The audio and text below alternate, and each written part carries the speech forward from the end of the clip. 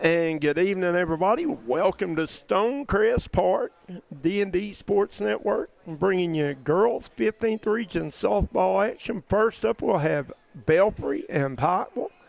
In the second game of the evening, it'll be Paintsville, Lawrence County, I think. Is that correct? That's correct. You got Coach May, Caden Allen, Kevin Jones, Jackson Estridge, Tommy Coppage, and Sophie Atkins with you. Golly, that's a lot of names to remember, Kevin Jones. I don't know about all that. Tonight's game, once again, from Stonecrest Park. Want to special thanks Mayor Rick Hughes for allowing us up here again, taking care of us, all the hospitality. We want to thank Crystal's Piddle Pad, Pink Elephant Gun and Pond, Three Rivers Food Mart, George Swain at State Farm, Kemper Furniture, Jim Morris Services, Kentucky Mountain Health Alliance, Derek Bowling at Kentucky Farm Bureau, Made to Crave, Bruce Walters, Citizens Banks of Kentucky, Dr. Alan Baldwin at Maynard Chiropractic, Crum Funeral Home, United Motorsports, Howard Family Pharmacy, Tommy's Auto Sales, Double Quick, Pumps Tires, Mi Hacienda Mexican Restaurant, Three Rivers Medical Center, Louisa, Kentucky, Mountaineer Buildings, Three Guys Pizza and Brew, Faith Diagnostics, United Medical Group, Craig Dameron Furniture, Colling Brothers Giovanni's, Force Automation Power Sports Center. Tonight's pregame brought to you by Force Automation Power Sports Center. I'll find it in a minute, Caden. We're just getting warmed up. Get warmed up. Once again, tonight's pregame brought to you by Force Automation Power Sports Center in Prestonsburg, Kentucky. From power sports to precision automation, Force is built to handle it all. Stop by and see them at 29 Branham's Court, Prestonsburg, or give them a call at 606-369-6739. Remember, impossible is only in your mind. Force Automation Power Sports Center. Powering the mountain, one machine at a time. Work on side-by-sides, four-wheelers, anything that goes zoom, zoom in the dirt, right? That's what they do. We'll take a look at these two teams here a little bit. You got Belfry coming in. What's their record? Belfry's coming into this game at 17-12. They were 12-1 in region play. And, you know, Belfry, it all starts with Molly Fawn, the East Tennessee State commit. And then Pikeville's coming in right. I think they're right behind them in, like, the power rankings in the RPI. I think Belfry and Pikeville's like 4 or 5 or 3 4. I looked at it a while ago. 4 or 5, I think. Belfry is coming in at 51-8, and Pikeville's coming in at 51-12. So, I mean, they're right there hand in hand. Right there, hand in hand. So, should be, on paper, should be a pretty good matchup. And then Paintsville, Lawrence County coming up next. Lawrence County, we've got to see them a few times. Haven't seen Paintsville, but Lawrence County's pretty daggone good. The Bevins is a really, really good. Taylor Blevins, is that her name? I believe. I think it is Taylor. Very, very good on the mound as well. So get to see some good softball players, some good pitching here tonight. You got baseball going on the other field, Lawrence County and Pikeville. Guys, we're going to jump out for a quick break. We'll be right back with your tell of the tape and your first batter here on the D&D Sports Network.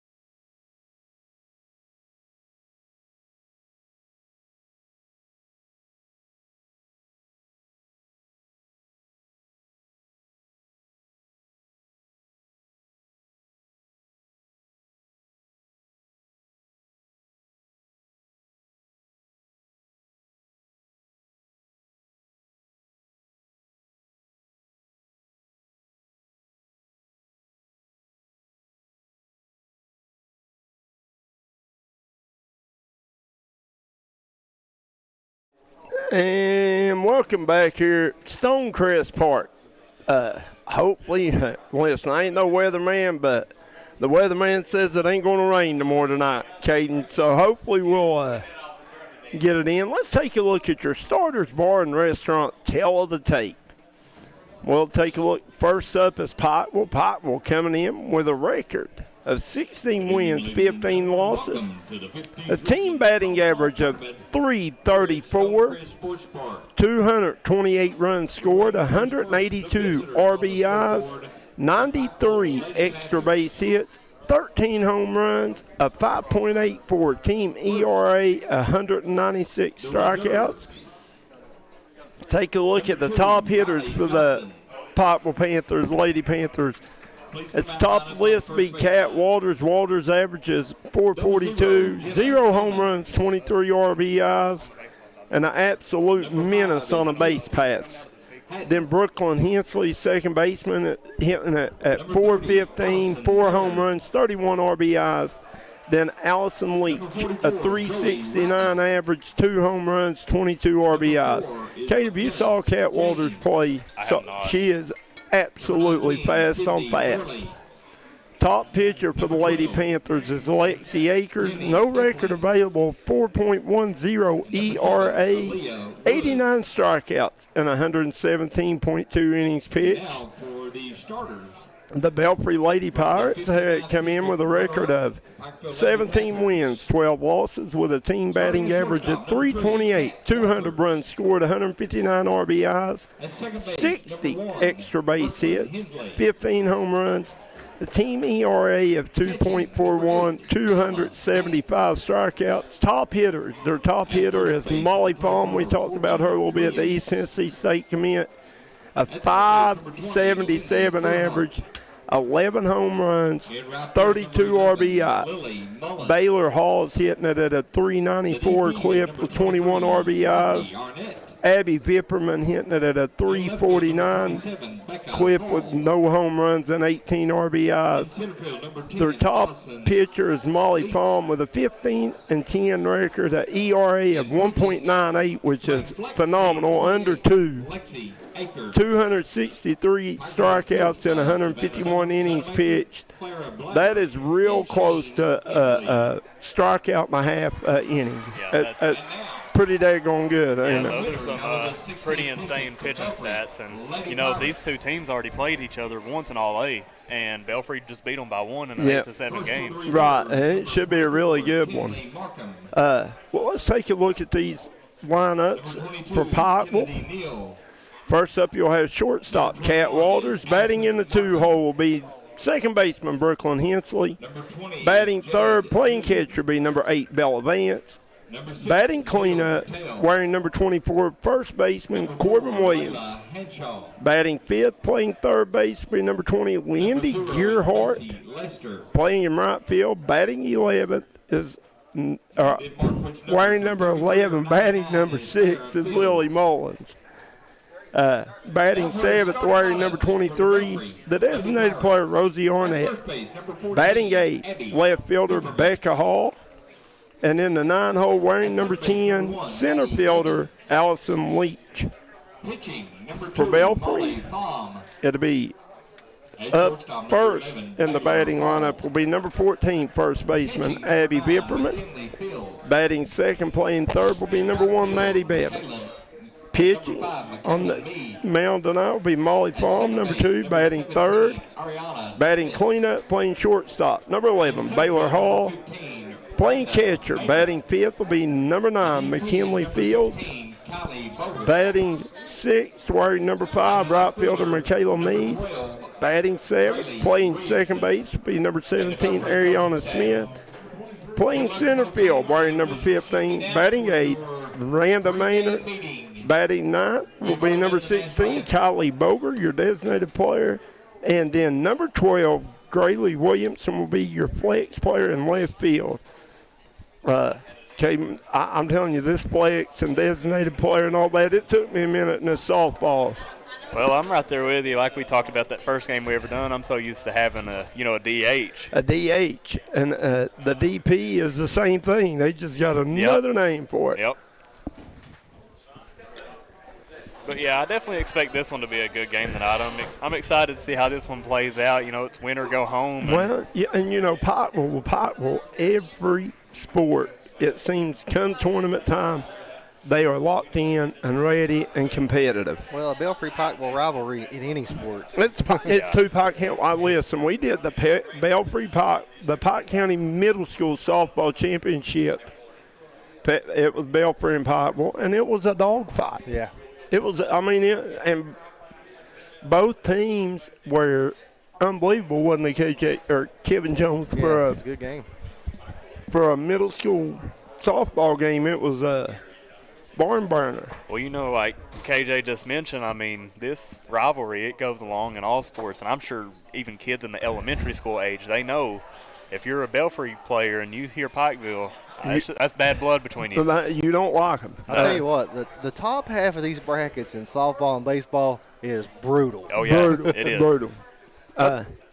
It's the same with Prestonsburg, Floyd Central, same with Johnson Central, Paintsville. I mean, from the time you're a kid, it's bred in you to not like those schools. Yep. Just the way it is and the way it goes. You got a mound meeting, the pregame mind meeting, the blues, the umps. Well, Pikeville might be playing a little mind games now, too, because Belfry's been standing here at the captain's meeting for about 3 minutes, and Pikeville's not even came over. I'm telling you, I know this rivalry. Little things like this happens. Yeah. Well, you got Rooster Chapman, Michaela Mead, and I can't tell who else that is out there with him. I think it might be Randa Maynard. Guys, you're tuning in. Hit that like and share button. Get these numbers up for these young ladies. Should be a good one. As soon as Pikeville comes over to the meeting at the home plate, we'll put the ads down. But until then, I mean. We got the home plate meeting as here they come. Coach Noonamaker comes out there with number 28. That is Lexi Akers. Coaches for Pikeville tonight are Savannah Noonamaker, Clara Blair, Shane Hurley. For Pikeville, it is Rooster Chapman, Misty Fahm. Who else? Jamie Fields. And Jamie Fields. I think that's all of them. I've seen Jamie out there, yeah. All right, guys. We got a meeting going on here now. Coach Noonamaker, Coach Chapman. I mean, a little pregame strategy maybe by Pikeville, making Belfry wait, making their legs tired standing at home plate. Dan Clayton says, you guys rock from hill climbing to softball. Well, yeah, hill climbing was awesome, but them 15-hour days was tough. Well, I'll tell you right now, we ain't climbing no hills. We just watch other people climbing, right? Whether it's walking, crawling, or riding a motorcycle, we don't go up hills. And over on the other side, we'll give you an update. After the first inning, Lawrence County won, Pikeville 0. They just got another one right there to make it 2. Oh, 2-0. It's top of the second then right now, right? So top of the second, 2-0, Bulldogs. And that right there, like, I know that you always mentioned in the top half of the bracket, I mean, that's a brutal game for either team right there. Well, then you got Belfry and Paintsville right behind it. Well, that's what I'm saying. And, like, you know, Pikeville and Lawrence County, they're always your top dogs. And I feel like for the past 4 or 5 years, it's always been Pikeville, Lawrence County in the semifinal game. Yeah. It never fails. Well, but I don't know. I mean, it's a blind draw, though, right, for baseball? Oh, yeah, it's the same as, like, region basketball. They just draw. Yep. Blind draw. It just happened. I mean, you know, Lawrence County got upset in the district championship by Prestonsburg. So that put them in the losers bracket. Put them in the losers bracket. And Paintsville and Johnson Central's two of the top teams in the region, but they got to play each other to get here. And Belfry won the 60th, so Paintsville, they draw Paintsville. Yeah. I think 4 of your top 5 teams, in my opinion, I could be wrong, are in the top half of the bracket. Well, I was about to say, like, if you're watching these baseball games today, these right here will probably be some of the top games of the entire tournament. Yeah. Oh, man, this is a long home plate blue meeting. I mean, here we go. We get the handshake. I think Pikeville will be at the plate first. Caden, I think the lower seed team bats first. Belfry will be in the field. Once again, Molly Fahm in the circle. Phenomenal pitcher. I don't know if you've got a watcher or not, but you're talking about some wicked, nasty movement on a softball. My goodness. Well, I mean, I'd say that she has to with the stats that she's got. Listen, Kevin Jones and I did a game at Pike Central the other night where we're sitting right behind home plate, and I'm telling you, some of her pitches were breaking 2 and 3 feet. And then she throws it in there 70 mile an hour, and then she'll throw a change up that the bottom falls out. And it's just unbelievable that she can control it the way she does underhanded. And I hope I ain't jinxed. No, I believe you, though. By the sounds of it, Pikeville's going to have to show up today on the offensive side. Old Coach May jinxed the little girl from Pike Central the other night. What's her name? Step, was it? Ashlyn Step. You know, had a no-hitter through 6 innings and 2 outs, and I kept my mouth shut until then. As soon as I said it, a girl steps up and hits a little bloop single. They get the next out. You know what we're going to have to do, Coach? We're going to have to call Craig Dameron Furniture and get him to bring us something a little softer up here to step. Yeah, right? and Craig Dameron, if you'll listen, bring me a recliner to the press box at he could probably Stonecrest. bring us a couch the length of this table here and get us one. Hey, soft, listen, and we'll put courtesy of Craig Dameron Furniture across the back of it. That'd be more advertising than he gets from D&D, right? We'll just put it on the back of it. Everybody up here can see. Yeah, everybody up here. Sofa from Craig Dameron. Be like down there at the Expo Center, you know, they put those little recliners off in the corners. They do. Listen, I brought my blue chair to every single softball game. Let's look at the defense here for the Pirates coming up here, Coach. In right field, you've got Grayley Williamson. Center field, Randa Maynard. Michaela Mead in right. Bevins and Hall at third and short. Smith and Vipperman at second and first. Molly Fawn pitching. And Kinley Fields behind the plate, Coach. And Kinley Fields, just a freshman, I understand. Very, very good hind catcher. Got to be the catch farm, right? Yeah. First up for Pikeville, you got number 3 shortstop, Kat Walters. We'll go through the rest of the lineup. You got Brooklyn Hensley, Vance Williams, Gearhart, Mullins, Arnett, Hall, and Leach to finish up the lineup for Pike. And Walter's one of our players to watch. She comes into this one batting .442 with 3 triples and 8 doubles. So good bat. Yeah. And very fast on the bases. We watched this young lady play a lot of basketball, a lot of softball, very, very fast. And Fawn comes in with a 15-10 record, 1.98 ERA, 263 Ks, 151 innings pitched, Coach. And we talked about it, almost 2 strikeouts per inning. That's just nuts. It's crazy. Well, you also mentioned her changeup, and that was the first pitch of the game, and I believe she had her fooled a little bit. Yeah, she has a nasty changeup. Yeah, you can definitely tell the velo difference between the two. Well, and the thing about it is she throws her changeup. A lot of girls throw it, but they can't throw it for a strike. She can. Yeah. And this one low and in, going to be ball 3. 3 balls, 1 strike to Walters. The Pikeville Lady Panthers. Belfry Lady Pirates. I'd say if you're a pitcher for either team, you want to stay away from walks in a situation type like this. Oh, nasty changeup. But she walked her. Yep. They called it high, but, man, that looked right down the middle. Up the bat, number 1, Brooklyn Hensley. That'll bring you up to second baseman, Brooklyn Hensley. Hensley comes into this game batting .415. She actually has 4 home runs on the season, 3 home runs and 12 doubles. So definitely appears that Hensley is a little bit of a power bat for them. And, you know, you put her and Walters, your shortstop and second baseman, are probably your most athletic infielders, usually. I mean, typically that's where you put your most fast twitch muscle kids in baseball. Yeah, you got a lot more ground to cover if you're a second or shortstop, especially up towards the middle. Walters going throw by Fields. Pretty good throw, but, man, Walters just super fast on the bases. Yeah, she's just too quick right there.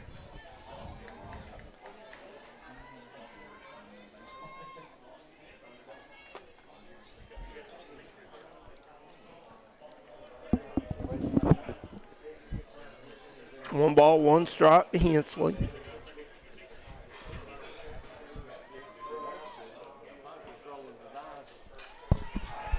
That one just missed outside. Yeah, Fawn struggled a little bit here early on to find a strike zone. Just the second batter of the game. Yeah, you just And like we talked about. I mean, high stakes right here. Is she a senior? No, she's a junior. A junior, okay. Junior. This one going to be hit toward Hall at short over to first. They'll get the out at first. Walters stays on second. Nice play there by Baylor Hall. Yeah, that's a big out, too. You're able to keep the runner at second right there. So, Yeah, absolutely. Up at bat, number 8, Bella Vance. Keep your lead runner on second.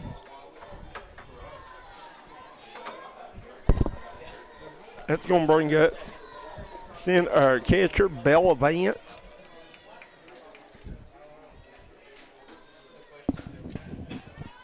Vance swinging on the first pitch, foul back into the backstop. Vance comes into this game. She's batting .326 with 2 triples and 7 doubles. I tell you what, we've heard a lot of extra base hits in between the top 3, ain't we? We have. Man, nice pitch right there. Strike call, yeah. That one caught me up in my words. I didn't think he was going to call it for a second. He's got that delayed, that animated.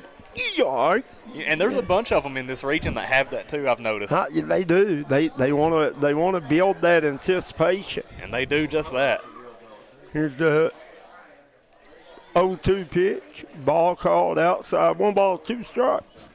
That was a good purpose pitch right there. She nearly got her to chase on that one. Fawn is very, I don't know what the word I'm looking for. Man, nice pitch. She struck her out. But she is patient, I guess you'd say. She's really good at keeping them off balance. When she picks her spots. Yeah, she doesn't never throw them anything really good to hit. It doesn't seem. From what I watched the couple games I saw her. Yeah, like I said, I can already tell just the few batters we've seen. She does a great job of keeping them off balance. They kind of look like they're guessing right now. I can't figure out what she's going to throw. There's Corbin Williams, first baseman. She comes into this game batting .304, 1 home run, 3 triples, and 10 doubles. Walters still on second. Leadoff walk for Palm. Since then, they haven't touched her. Yeah, she, like we said, just kind of got to adapt right here and get locked in. It's early. I got an interview her the other night. She was the MVP of the 60th district tournament. I said, is this the first time you won it? She said, no, I think I won it in 8th grade as she gets her second strikeout of the inning. I'm like, oh, wow, 8th grade, right? Guys, I want to thank your first inning is brought to you by Conley Brothers Giovanni's. Been a long-time sponsor here of D&D.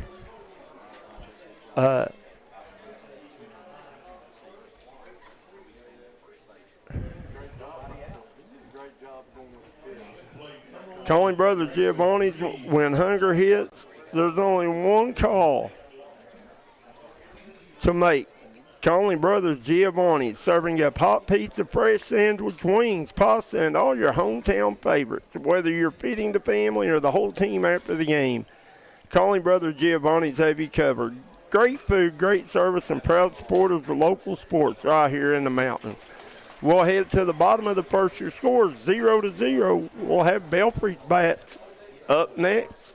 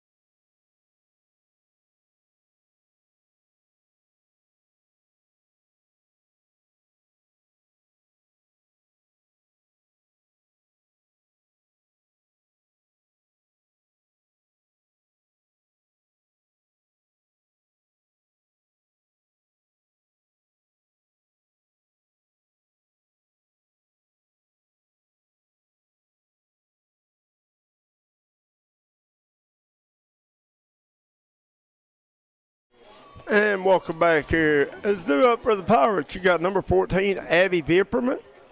Number 1, Maddie Bevins. And then number 2, Molly Palm on the mound. You got Lexi Akers for the Lady Panthers. Vipperman coming into this game, she is batting .349, 2 triples and 1 double. Vipperman swinging at that one, But fouling it back. I'll tell you what's impressive, though. I mean, she's only struck out 13 times and 86 at-bats. So she puts a bat on the ball. Yeah. No balls, 2 strikes. Let everybody know we're having camera problems. We'll try to get it fixed. And Vipperman's going to strike out. Guys, we are having camera trouble right now, trying to get them lined out. Hopefully we can get things figured out here and see if hopefully we'll get it lined out here shortly. You got Maddie Bevins, third baseman at the plate now for the Lady Pirates.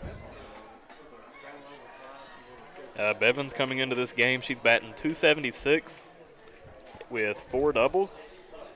And, you know, I mentioned a minute ago about the strikeout to at-bat ratio.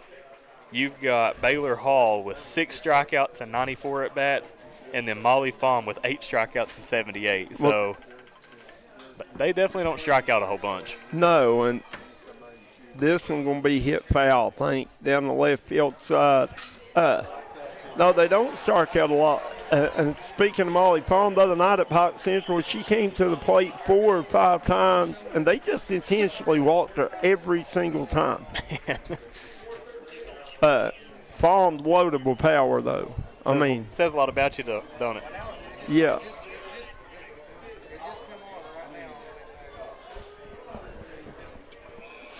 Bevins settled in. Here's a pitch by Akers. And Akers with a big, long windup in her delivery. A little different.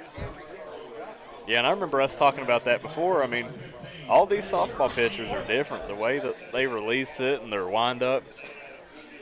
And guys, we apologize once again. Our cameras are on the fritz. I don't know if it's the weather or what we got going on here, but we're working on them, trying to get them working. Going to see another ball right there. That's going to move this to a 3-1 count. And this one going to be hit hard toward left field and going to drop. Bevan's going to go to second with a stand-up double.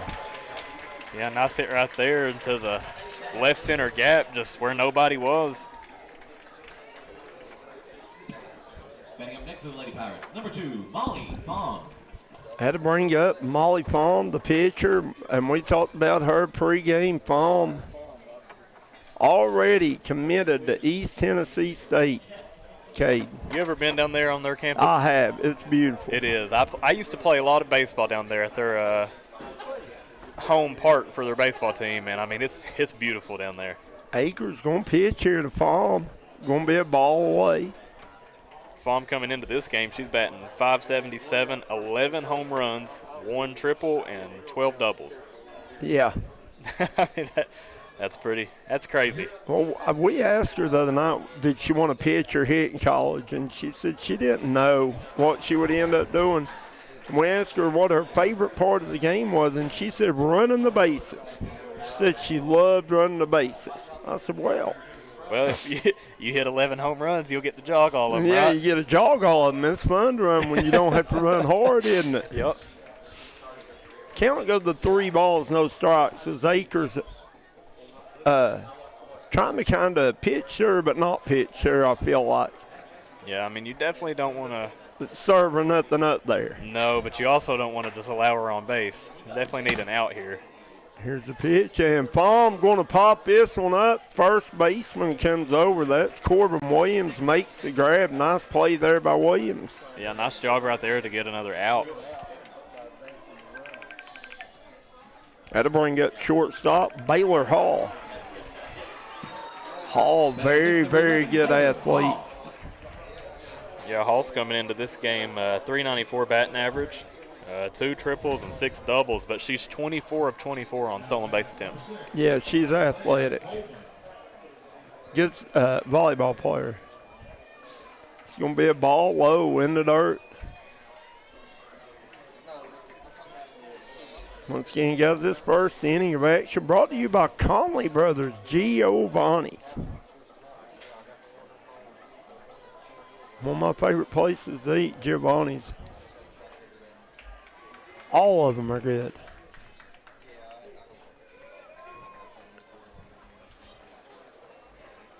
Two balls, no strikes now to Hall. Akers, rocks. Yeah, she's got a big long windup and then lets it go almost behind her leg. Just looks like it'd be a hard angle to pick it up from. Yeah, like you said, it's like she kind of hides it back there so they can't pick it up until it's already out of her hand. And Pikeville got a runner on second over here and this is going to be hit high to center field and be caught out there by Allison Leach. That'll do it for the first inning. Your score, Belfry 0, Pikeville 0. You're watching the 15th Region Softball Championship on the D&D Sports Network.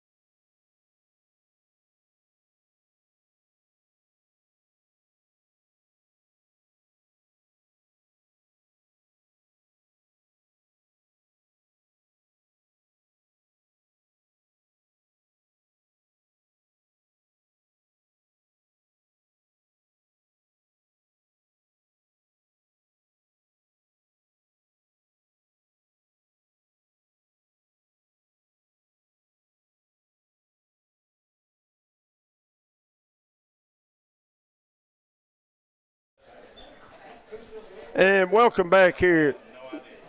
This second inning action going to be brought to you by Crystal's Piddle Pad.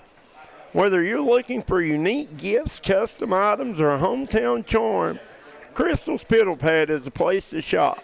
Stop in and check them out today and support local businesses that support local sports right here in the mountains. Crystal's Piddle Pad in Paintsville, Kentucky. Go piddle around the piddle pad, what I like to say.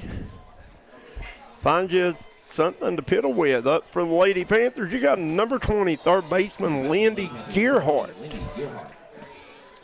Her first at bat tonight.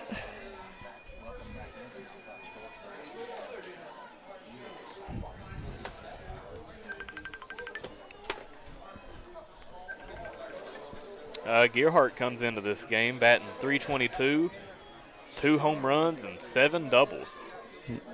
And if I'm not mistaken, she's a pretty solid volleyball player. Yeah, I think so. Most of these girls on all these mountain teams are multi-sport athletes. Yep.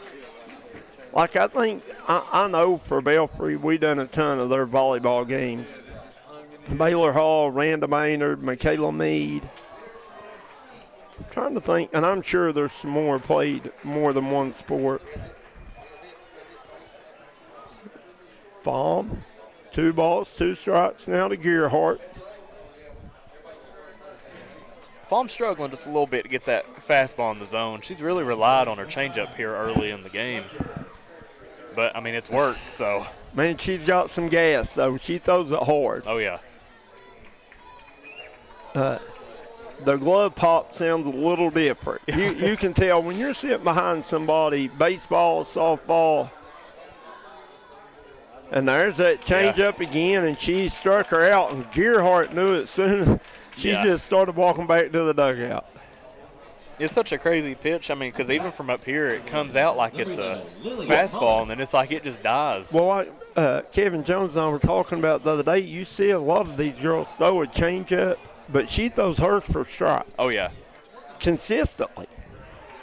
Well, she started both innings out with a changeup, and I think it's really like it's gotten her an easy strike because they're just so ready for the fastball. I mean, most pitchers, their first pitch, their first pitch is a fastball of some sort. Yeah, especially, I mean, to start the inning. Farm, no balls, one strike here. This one going to be fouled back for strike 2. Lily Mullins, right fielder at the plate.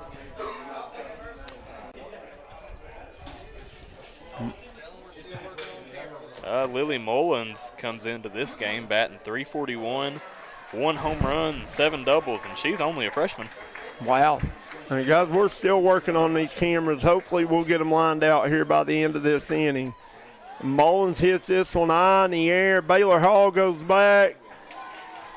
In comes Randa Maynard from center field. There was about 3 Lady Pirates converged on that one. Nice play there by Maynard. Yeah, nice job out there in center to call off the shortstop right there. You saw them both going for it, and then the shortstop just got out of the way. 23, Rosie Arnett. That'll bring up Rosie Arnett, designated player. Rosie Arnett comes into this game. She's batting .167, 2 home runs, and 4 doubles. And there's that changeup again. First pitch to her. No, I'm sorry. I read the wrong one. She comes into this game batting .310, 2 doubles, and she's also a freshman. So Pikeville young. Ball high and away. No balls, or 1 ball, 1 strike, 2 outs here. Top of the second inning. It's a near miss right there with the foul ball over here right at the Belfry coaches. I wonder if they're giving out any treats Free today treats. for some foul balls.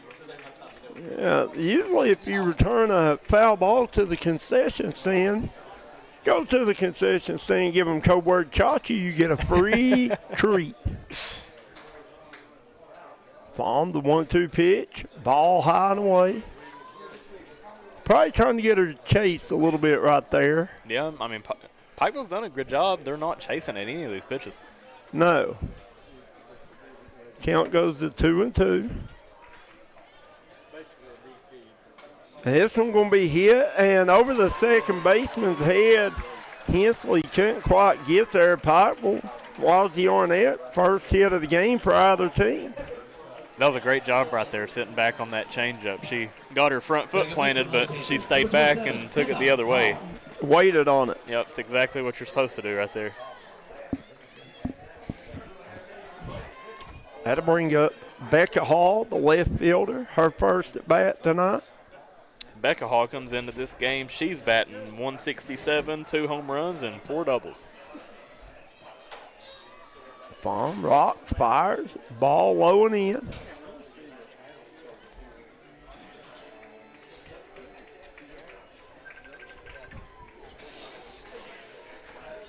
One ball, no strikes, 2 outs. You know, I'll tell you a stat that's kind of crazy to me. Like, you know, in softball, you see a ton of stolen bases, I feel like. Right. Pikeville, it shows they've only attempted 12. Really? That's what it shows on the KHCA stats. And I would say most of those are Cat Waters. She only has 5. Well, that's almost half of the team's stolen bases, though. Yep. And they haven't been thrown out once. They're 12 for 12. I think I'd try to steal more. Yeah. 2 balls, 1 strike now to Hall. Farm fires, change up. Going to be called ball, maybe away. I don't know. Look good from up here, but he got a better angle than we do. But now that looked right down the heart of the plate to me. That looks pretty good pitch. There it is. Count goes to full. You know, and she's like I mentioned already, she's really comfortable with that changeup. You see her Very. throwing it in a 3-1 count. Yeah. To me, it looks like her favorite pitch. When she needs a strike, that's what she goes to. And this one going to get away from a catcher, but she walked her anyway. Fall shoots her second walk of the game. First and second situation here, I'm curious to see if we see a bunt. 2 outs. Up to bat, number 10, Allison Leach. Had to bring up Allison Leach.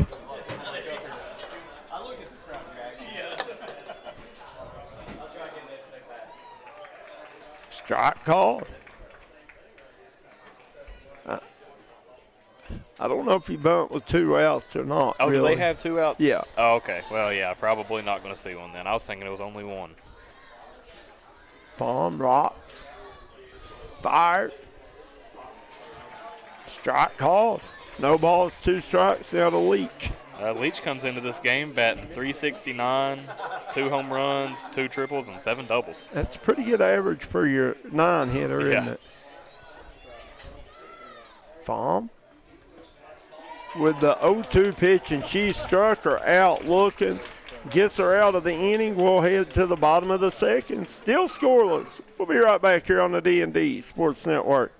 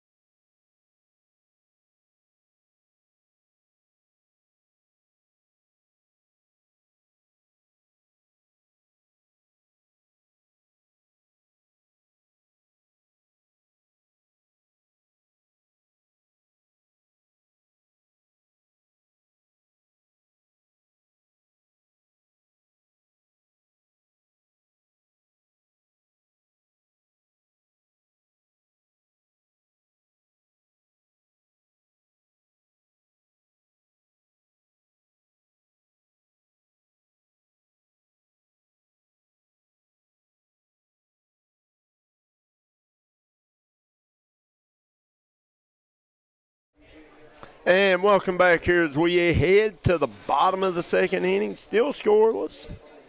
Pikeville having a pre-inning mound meeting. I've never seen one of these.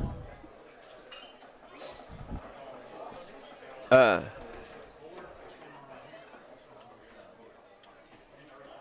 little huddle there. Drawing up a play in the dirt. First up for the Lady Pirates, you got the catcher, number 9, McKinley Fields.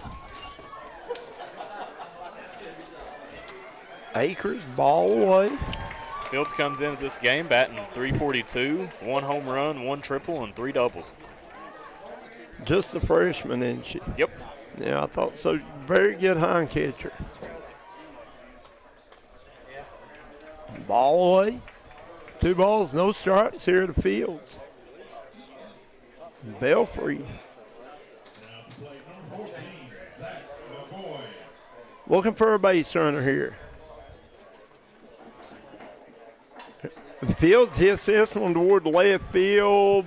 Grayley, or not Grayley Williams, I'm sorry, Becca Hall back there, she'll make the catch.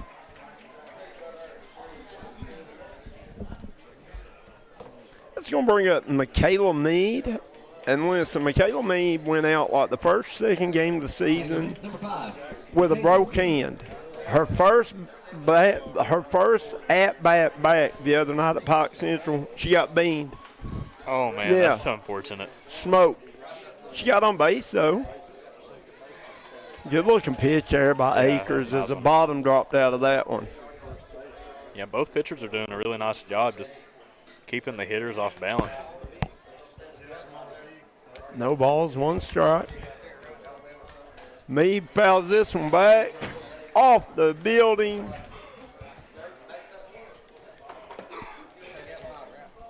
It must have went backwards.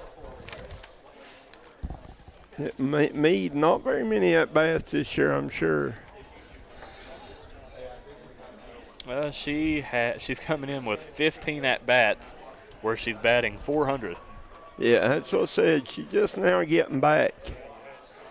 I think Pike Central in the district championship game was her first game back from a broken hand.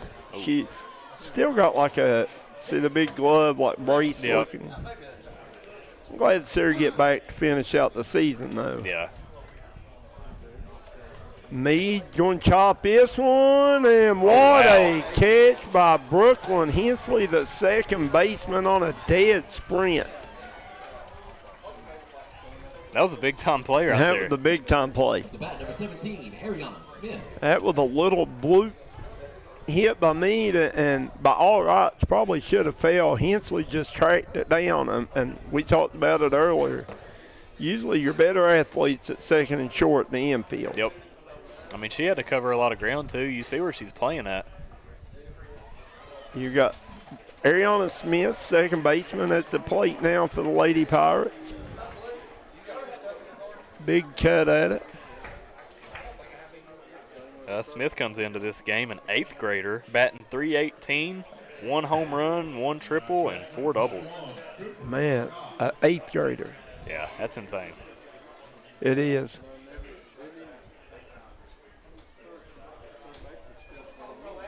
One ball, 1 strike now to Smith. The number 7 hitter for the Lady Pirates. Good job there by the catcher, Vance.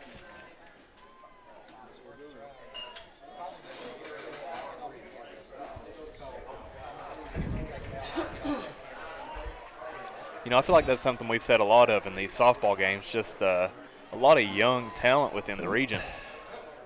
It's kind of like softball has blew up around here in the last 3 to 5 years, maybe. Yeah. I mean, it's always been there, but it's kind of just exploded.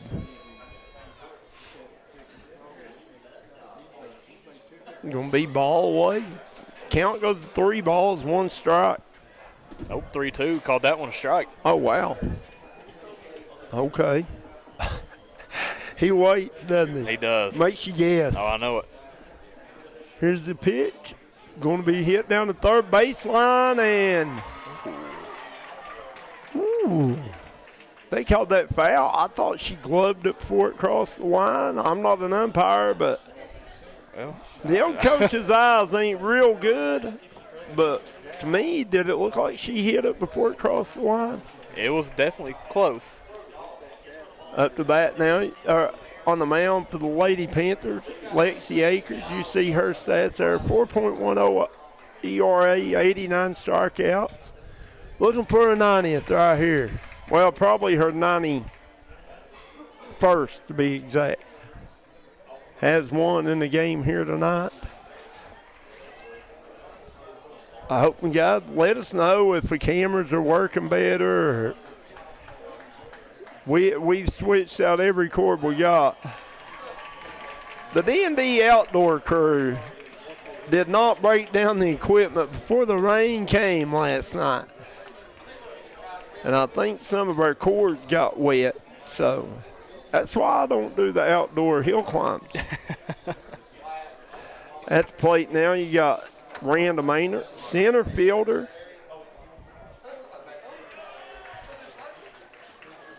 Maynard comes into this game batting .228, 1 triple, and 2 doubles.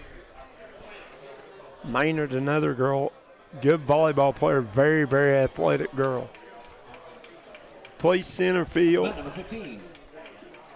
Yeah, I can tell she's quick. I mean, like we talked about earlier, she ran in from center field almost to the infield on that one hit that she caught. Akers, ball away, 2 balls, no strikes. 2 outs here. Belfry with a base runner, though. Correction, Randall Maynard. Maynard steps back into the box. The 2-0 pitch, and Maynard going to hit this one into left field, in for a single. Smith will hold at second. Belfry runners on first and second.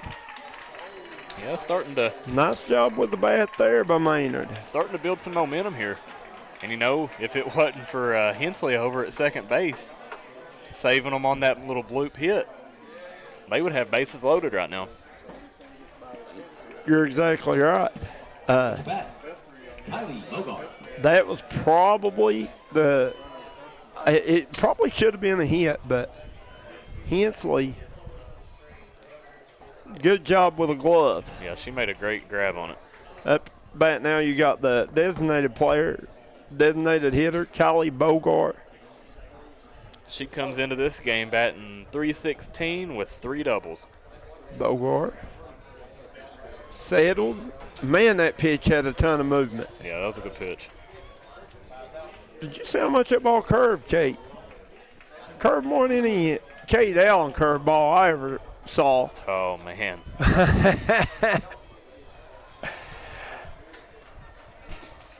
Bogart chasing a little bit on that one. 1 ball, 2 strikes, 2 outs. Bottom of the second inning. We're scoreless here. Game 1 of 2. Big pitch right here. It sure is. Akers rocks, fires, ball in the dirt. Runner goes to third. Smith's going to be safe at third. Maynard to be safe at second. The old double steal. Now it's going to up the stakes even more. You get a single right here, that's going to score maybe probably 2 2. runs.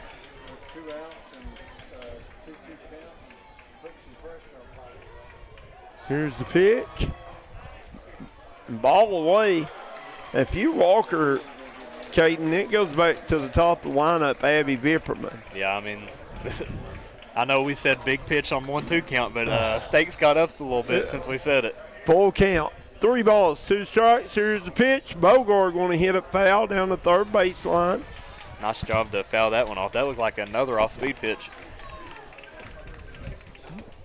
Akers has good control as well. Yeah, she does, and I feel like for the most part she's been ahead in all of her counts, and I think that's been the difference for her.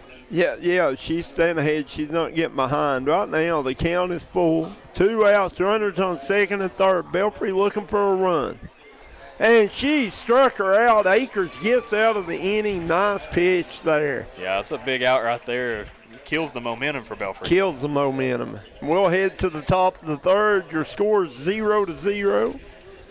Guys, we want to take this time to thank our sponsors. Crystal's Piddle Pad, Pink Elephant Gun and Pond, 3 Rivers Food Mart, George Swain at State Farm, Kemper Furniture, Jim Marr, Kentucky Mountain Health Alliance, Derek Bowling at Kentucky Farm Bureau, Made to Crave, Bruce Walters, Citizens Banks of Kentucky, Dr. Alan Baldwin at Maynard Chiropractic, Crumb Funeral Home, United Motorsports, Howard Family Pharmacy, Tommy's Auto Sales, Double Quick, Punk's Tires, Mi Hacienda, 3 Rivers Medical Center, Mountaineer Buildings, 3 Guys Pizza and Brew, Faith Diagnostics, United Medical Group, Craig Dameron Furniture, Forts Automation and Power Sports Center, Conley Brothers Giovanni's, Starters Bar and Grill.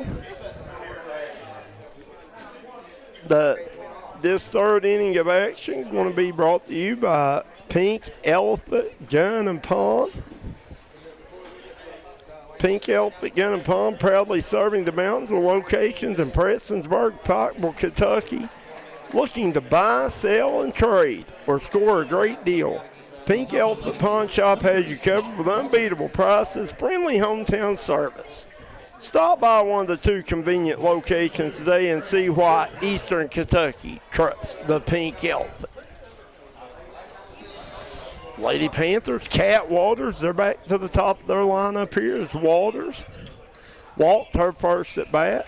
That's 3 innings in a row we've seen her start off with that off-speed pitch. She likes it. She does indeed. If you threw it as consistent as her, Why not, right? I mean, and think about it. If they're seeing that slow of a velocity over and over, and then you just bring in a random fastball, I mean, they ain't even going to be prepared for it. Just like that right there. I mean, she just brought a straight heater there. Walters was way behind. Now she's behind in the count to no balls, 2 strikes. Fawn.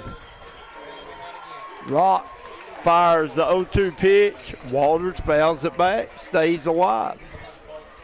So Darryl messaged me and let me know that the stats for KHCA were incorrect, and Walters has actually broken the school record for steals with 41. Yeah, I thought 5 sounded wrong because, I mean, I think she had 3 against Shelby Valley one night. Yeah, well, I mean, seeing the 12 of 12, that was a little odd in softball. You know, normally those numbers are really, really up there. Well, we done a Shelby Valley Pikeville softball game, and Walters was their player of the game, I believe, and I think she had 3 stolen bases that night. She can fly. Yeah, that makes sense. I mean, I thought she was a little too quick, too, to only have 5 of them. When she gets to first, she's first pitch stealing usually. This one going to be hit, a little blooper to third, over to Vipperman, not in time as Walters beats the throw. Right on cue, right? I mean, like I said, she can fly. And that was not a bad play over at third by Maddie Bevins. Good throw to Vipperman, just really fast. Yeah, she hit it just high enough and just easy enough. I mean, she didn't really have a play on it. As soon as she got it over there at third, she got it out of her glove. Had to bring up Brooklyn Hensley, second baseman. This young lady showed some wheels. Show and bunt. Runner goes and safe. Nice little fake bunt right there. So she's got 43 stolen bases now. Yep.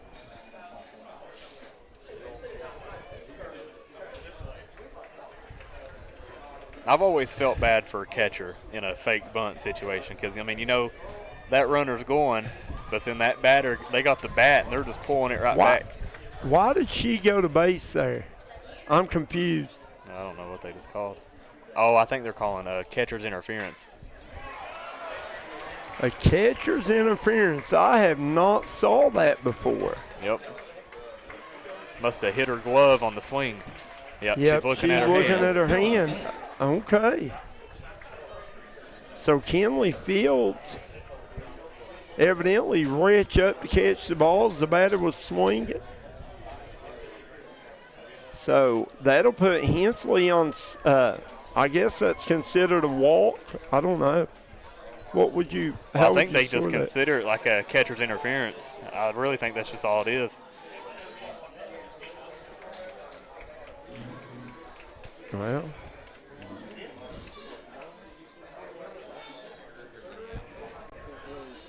so Pikeville runners on first and second now. No outs. Catcher Bell Vance up. Vance struck out her first trip to the plate. So for the first time tonight, we see a team really threatening. Yep. Farm rocks, fires. Vance tries to lay down the bunt. It'll be foul. So nearly a perfect bunt right there. It was. Pikeville trying to play a little small ball here. Vance the runners. Yeah, I mean, you get a runner on second, third here. All you got to do is put one in play, and that probably changes the whole aspect of the game. It does.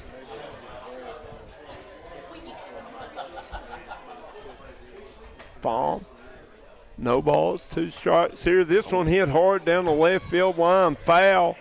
And a patron down there trying to barehand that one. Now he's looking at his hand like, yeah, I shouldn't have done that. That had some heat on it. It did. Vance turned on that one, ripped it down the third base side, foul. She was really early on that one. I bet we see a changeup right here. Farm rock, fires. Yep. This one's going to be popped up high in the air, foul. Vipperman trying to get to it, as well as Fields. I would almost probably throw that same pitch again. Either that or just throw the straight heat. Well, I think in the back of their head, they're probably thinking, you know, she's not going to throw it 2 times in a row. And, Right. and they're struggling to stay back on it. Farm rocks, fires. I called it straight heat, just a little bit high and away. I'm like you, Caden. These chairs are not for the real hard. The back of them kind of fold in or something. And she struck her out. Good pitch by Fawn. Yeah, nice swing job and a miss. Up to bat number 24, Corbin Williams.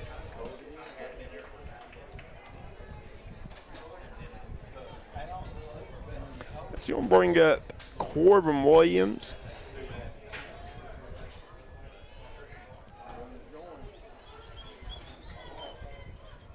Williams struck out her first trip to the plate. Good eye right there not to chase after that one. First baseman Williams. One out now as Fawn trying to get out of a little bit of a jam here. Williams turns on this one, hits it foul into the fence. Count goes to 1-2. With 1-1. I believe it's 1-1. That pole is right in front of the numbers up there. That's 1-1. And hopefully the rain stays away. They can get this thing in this week. This one hit high behind us, out of play. Radar definitely don't look very promising for the week. No. Listen.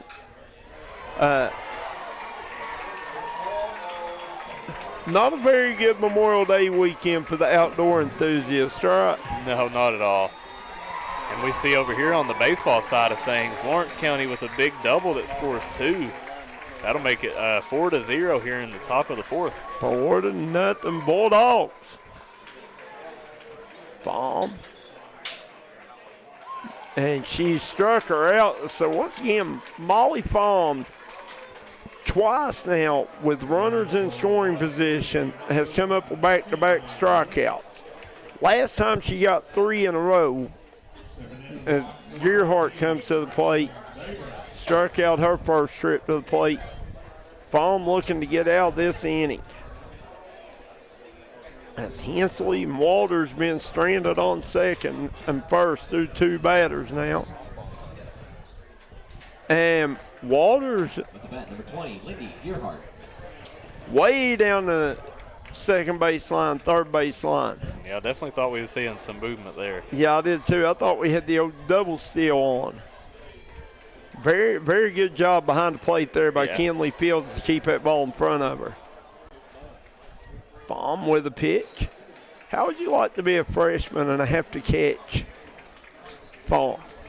It'd be a little rough, that's for sure. I mean, really, with the velocity she has and the movement on her ball, it's not like just sitting up there and catching fastball after fastball.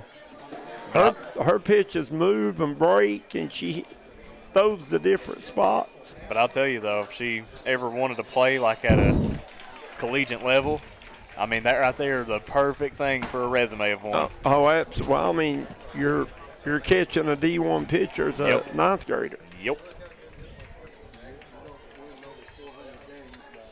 1 ball, 2 strikes now to Gearhart. Fawn looks in.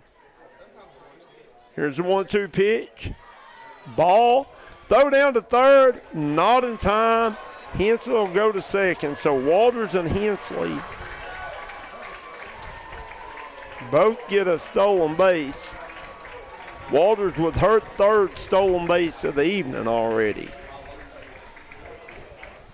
Again, on the baseball side, Lawrence County just tallies on another one. Same hit, same result. 6-0 now, Bulldogs. 5-0. Oh, I thought that said 6.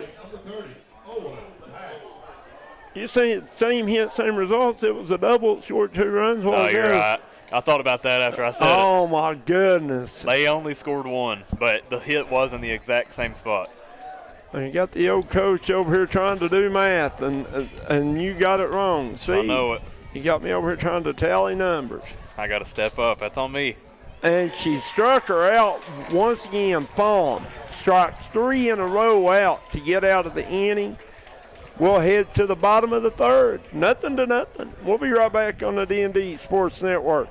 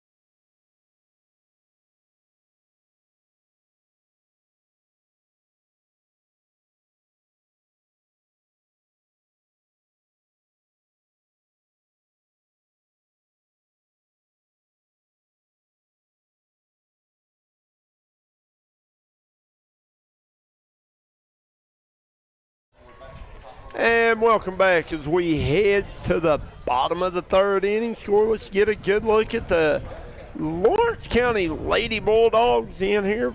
They'll be in game 2 of the night, taking on the Paintsville Tigers. Lawrence Belfry Pop will scoreless. This is number 14. That is Abby Vipperman with a little bloop single to left. And Belfry with a base runner, and I think that's the first time they've had. Yeah, that's the first time they've got the leadoff batter on base tonight. That's a big start for the inning. Game's starting to get late. You definitely want to start applying some pressure, and Pikeville did so the last inning. And I had to bring up Maddie Bevins. Farm on deck. Bevins going to lay down a bunt, and the pitcher comes in, diving attempt, can't make the catch as Akers drops it. And now you got runners on first and second, nobody out. Molly Farm at the plate. Yeah, this is definitely the situation you want to be in if you're Belfry. Would you score that an error, Kate? No, that's a hit all day.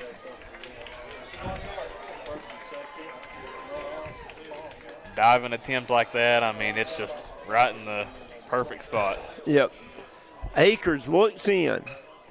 She rocks, fires, bombs, goes hard at this one, pops it up. Hensley comes over, she'll make the play. She tried to get every bit of that one, didn't she? And missed it by about an inch. Yep. As Fahm absolutely tried to drive that one. It's a big out, though. Big, big out by the Lady Panthers.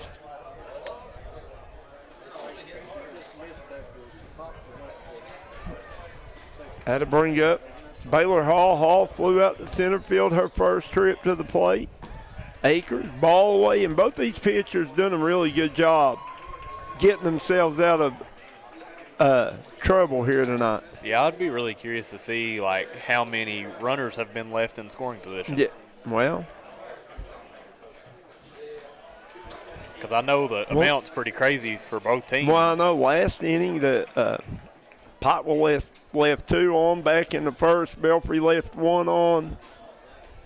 I feel like there's been a runner in scoring position almost every inning. Yeah, and then the last inning, Belfry had runners on second and third when the inning ended. Yep. So, I mean, they've left 1, 2, 3 runners in scoring position. And then Pikeville, they only had runners last inning, the last inning. Gotcha. Which, well, no, the first inning, Walters made it second with a stolen base. So 2 out of the 3 innings, both teams have left somebody on the pads in scoring position. Yep. So 3 balls, 1 strike now here to Hall. Kinley Fields on deck. Here's the pitch. Hall hits it hard toward left center, and it's going to be over their head. Vipperman's going to score. Hall's going to be in with a double. Nice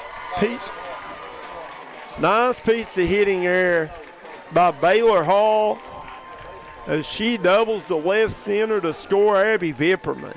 Yeah, it's a big hit right there, and like you said, they've been playing with the run, just getting one, both teams, and they sure have. Get one through. That'll be the first run of the game by either team. Belfry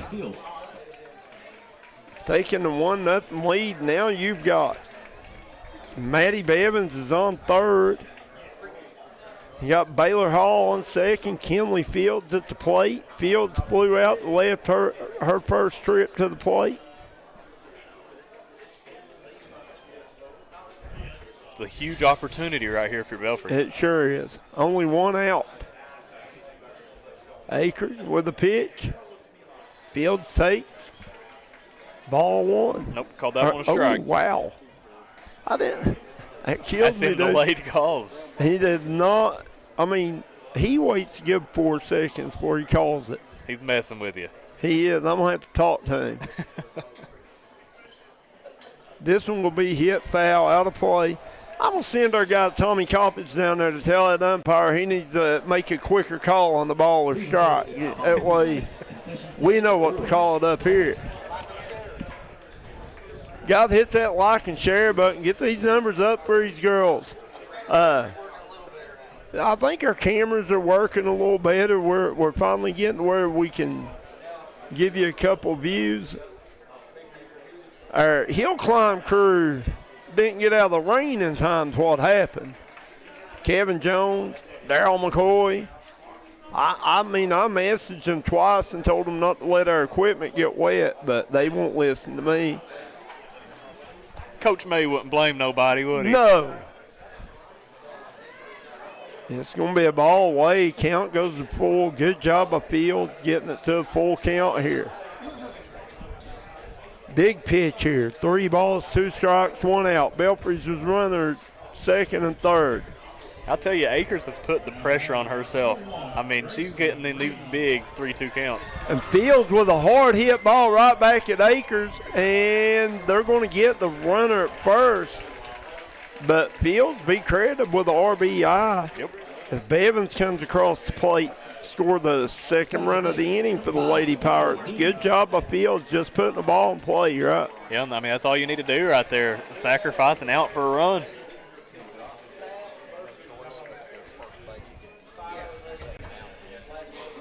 And a smart play right there by Akers on the mound. She bobbled it, knew that she probably wasn't going to have the runner at home, so just make sure you get the 1 out. Turn and get an out. Had to bring up Michaela Mead. Mead flew out to second base on an absolute phenomenal catch while I go by Brooklyn Hensley. She actually caught it about the edge of the grass on a dead run. Oh, yeah. Mead hits this one at Gearhart at third to throw home, and they got her. Yeah, nice play right there. And Baylor Hall comes in hard, head first. I got the breath knocked out of her a little bit. Yeah, big collision right there at home. I'm not sure why she didn't go to first. Well, worked out perfect. Either way.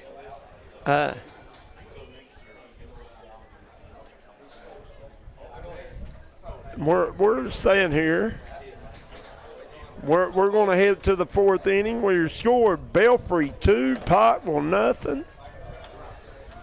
We want to thank Crystal's Pillow Pad, Pink Elephant Gun and Pond, 3 Rivers Food Mart, George Swain at State Farm, Kemper Furniture, Jim Moore Services, Kentucky Mountain Health Alliance, Derek Bowling at Kentucky Farm Bureau, Maid to Crave, Bruce Walter, Citizens Banks of Kentucky, Dr. Alan Baldwin at Maynard Chiropractic, Crump Funeral Home, United Motorsports, Howard Family Pharmacy, Tommy's Auto Sales, Double Quick, Punk's Tires, Me Hacienda Mexican Restaurant, 3 Rivers Medical Center, Louisiana, Kentucky, Mountaineer Buildings, Three Guys Pizza and Brew, Faith Diagnostics, United Medical Group, Craig Dameron Furniture, Force Automation Power Sports Center, Conley Brothers Giovanni Starters Bar and Grill. Once again, your score, Belfry 2, Pikeville nothing. This fourth inning of action going to be brought to you by Three Rivers Food Mart. Long time, another sponsor here for the D&D Sports Network. We appreciate them. Guys, we urge everybody to get out, visit your local small businesses, your area businesses. We couldn't do the broadcast without their sponsorships. Tell them D&D sent you. Tell them Darryl McCoy sent you. And what a handshake by Fahm and Abby Vipperman out there. See, these girls, they're a little different. You know, boys, they do the little handshake in the basketball lines. These girls has got 8 moves. They got a full-blown cheer. They do. They got a choreographer. Gotta love it. Yeah. Gotta make the game fun. That's right. And Nice pitch right there. That's that change-up again. Four innings in a row. 4 innings in a row. Coming into this inning, Fahm with 7 strikeouts. Willie Mullins, right fielder at the plate. Flew out the center field her first trip to the plate. Fahm gets her to chase on that one way ahead of the pitch. No balls, 2 strikes. Be curious to see what she throws right here. She's got her a little fooled with the changeup on both first 2 pitches, but make ass her up right here. Nope. Hard hit at second baseman, over to Vipperman. Nice job there by the freshman, Ariana Smith, at second to field that one over to Vipperman for out number 1. Yeah, nice play. It's a quick out, too, just going straight after them. You got this lead, and now just pitch with confidence. Now, I mean, trust your defense, make it work. You know, the thing is, Fahm, you see her stats, you see her ERA, you see her strikeout. She's obviously not an easy pitcher to score on. Oh, no. So 2 runs feels like a bigger lead than 2 runs, really. Oh, yeah, and you know that she knows that in her head. Yeah, and Belfry doesn't score a ton of runs if you look back at their games. Yeah, I've noticed that they didn't really put a lot of runs on the board. So, I mean, we had the stats there on the tail of the tape. They have scored. Actually, I can tell you right here what they've scored. They've scored 200 runs on the season. So, 200 runs in right at 30 games. That's 6 runs a game, and I'm sure some games they've had big games or whatever. Yeah, and I mean, that sounds like a lot, but, you know, in softball is not when you see scores all the time, 14-12, 17-10. Yep. I mean, you see them a lot. Yeah, and they have had some big high-scoring games. Like right here, they had 22 runs against Pike Central.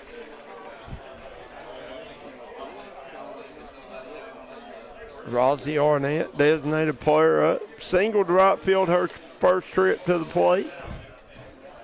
And this time she's going to foul that one off.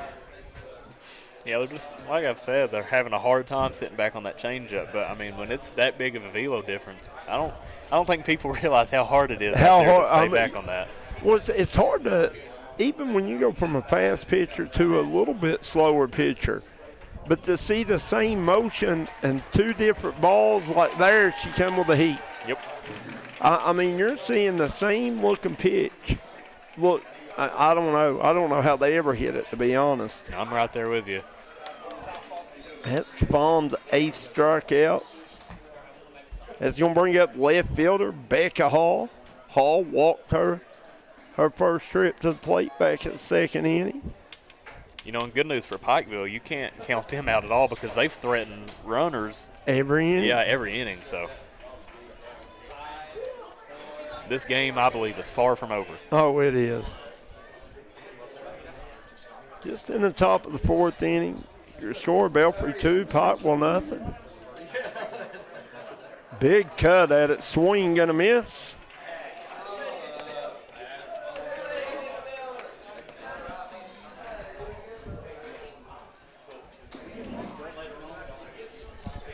Farm. Rocks. And I've really tried to watch her, Caden, and see if I can pick up when she's throwing the changeup or throwing something different. I can't tell a bit of difference in her movements. No, and I mean, even if she did do something with her body and you tried to pick it up, I mean, you're not going to have enough time to react and figure it out. And there again. And she struck her out as Fawn. Another strikeout on her card. We'll head to the bottom of the fourth with your score. Belfry 2, Pikeville nothing. We'll be right back on the D&D Sports Network.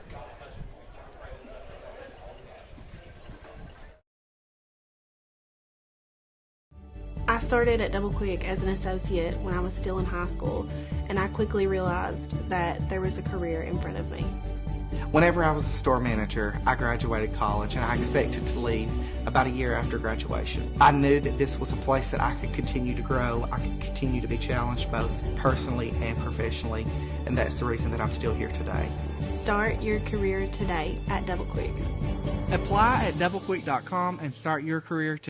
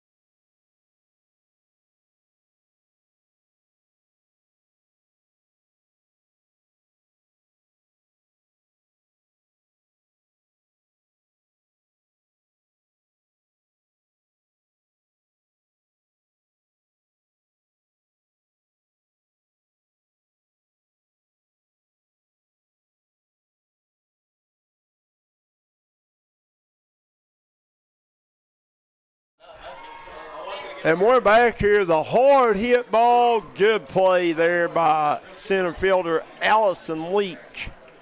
As Belfry starting to find Akers' zone, though, a little bit. I feel like, Caden, they're starting to put a bat on the ball. Yeah, I mean, they're making hard contact, and I know you obviously didn't get any result from that one right there, but she barreled it up.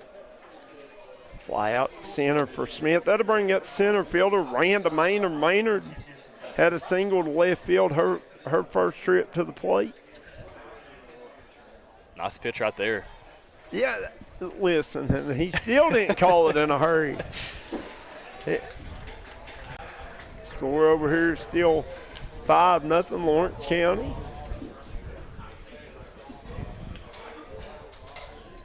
Hard hit ball toward the shortstop. That's Walters over to first. Nice job there by Corbin Williams on the stretch to dig that one out. That's what I enjoy watching so much about these softball games. I mean, you hit one in the infield, they're always a bang-bang play Bang, like bang. that. Well, but, you know, you look down here at Belfry on the offensive side of things, they have put a bat on the ball.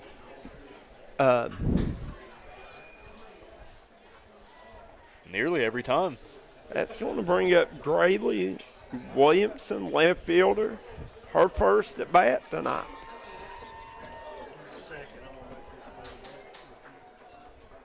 Williamson's going to foul this one out of play and into the net.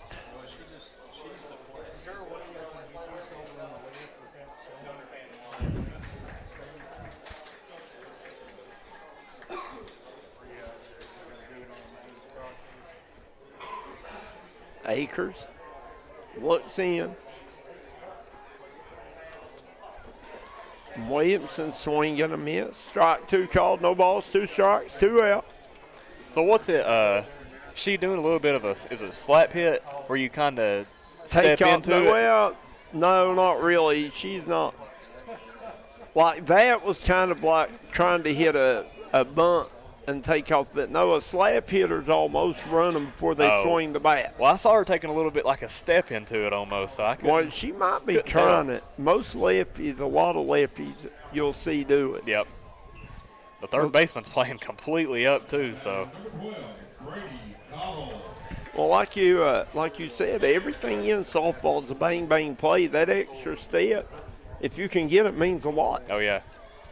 I seen one called out the other night for stepping out of the box before she made contact, though. I guess you got to watch that. Yep. 2-2 pitch. Oh, and they called strike 3. Akers struck her out, and that's a quick inning. As we'll head to the top of the 5th, your score, Belfry 2, Pikeville nothing. You're watching girls high school softball on the D&D Sports Network.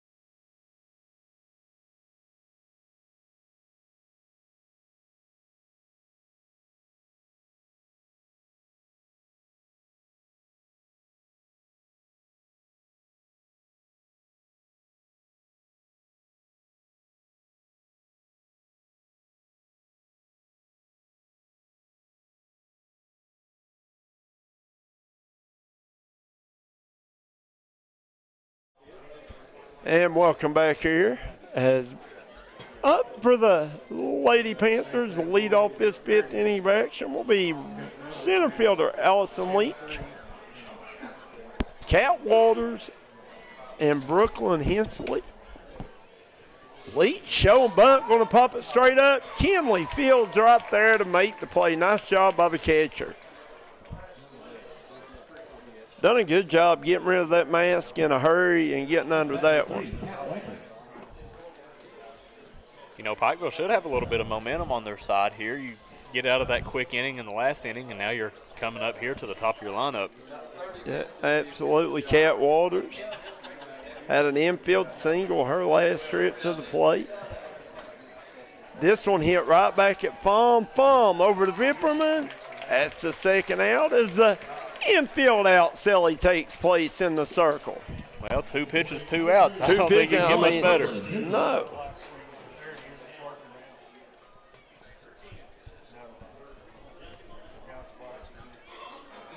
I'll tell you, if I'm batting here, I'm probably going to take no matter what. Yeah. And swing and a miss by Hensley. Hensley got on the call. I didn't know what it was back in the 3rd inning, catcher interference, and grounded out in 2 trips to the plate. This is going to be a ball away. Clouds are darkening up back that way. Yep, they sure are. Hopefully the rain will stay away. Got to hit that like and share button, get these numbers up for these young ladies. Nice pitch right there. Wow. That's that bottom drop changeup. Gee, man, that thing dropped 3 foot, doesn't it? It does. I'll tell you, though, it's a good thing we have these turf fields up here, because if you take a look over there at the middle school fields, I mean. Oh, yeah. Muddy wreck, right? Yeah. It's hit hard up the middle. Hensley going to get a base hit. Maynard misplays it. Hensley's going to be in with a double. I guess a single and Rich second on an error probably, but Yeah. To bat number 8, Bella Vance.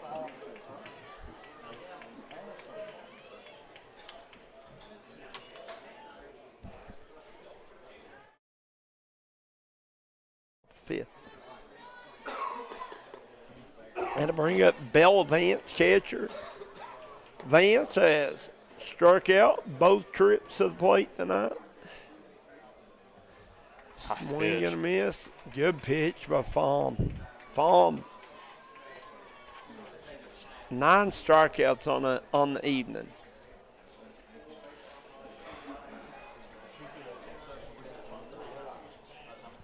Fahm looks in. Rock fires. Ball call. 1 ball, 1 strike. 2 outs. Belfry 2, Pikeville nothing. Top of the 5th inning. Listen, I tell you, I'm about convinced she could throw that changeup every pitch, and they would still struggle with it. I mean, there's just so much movement to it. Yeah, well, everything she throws has some movement. Yep. But now that changeup is wicked. And like we talked about, it's not like she just throws it up there. She throws it in there for strikes, which has got to be hard to do. Yeah. Especially at the rate that she does it. See it again right there. And that one almost looked like a knuckleball. That looked like it had no spin on it. See, and honestly, I'm sitting here wondering, like, I know that we keep referring to it as a changeup, but is she throwing 2 different pitches and we just can't tell? Yeah, maybe. It's so hard to see the left to right movement. You can only see up and down. Right.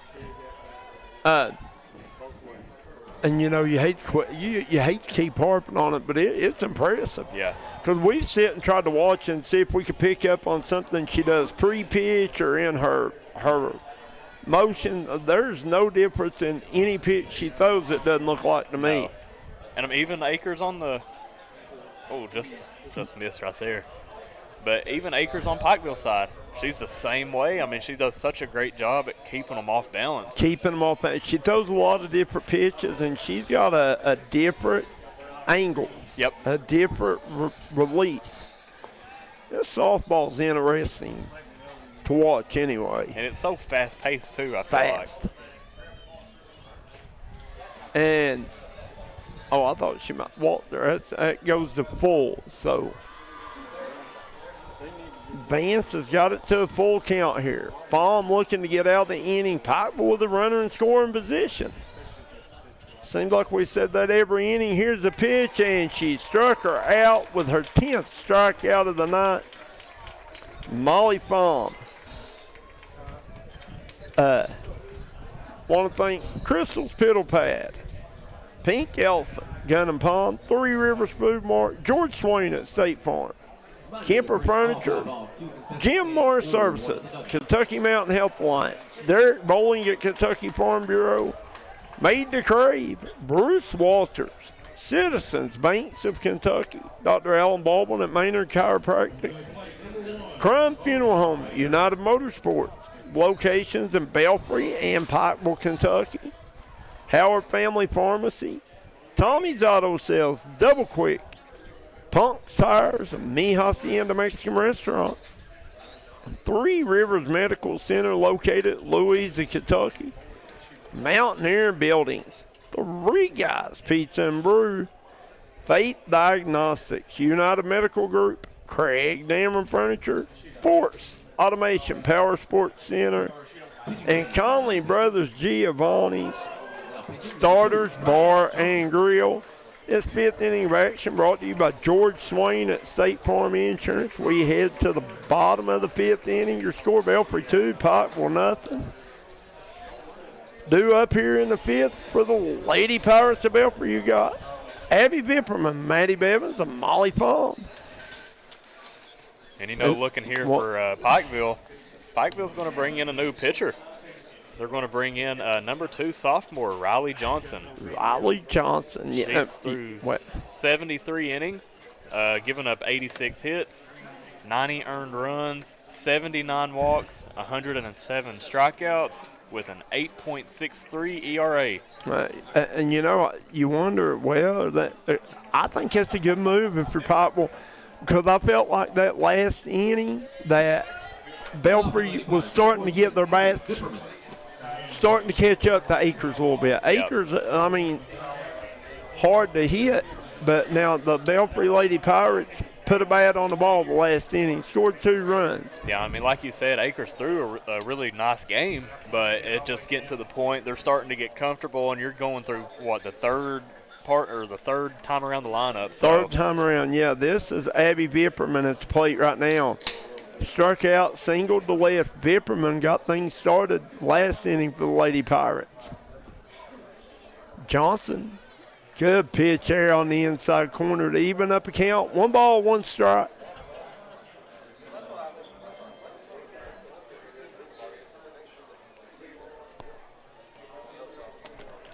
Here's the pitch. Ball in.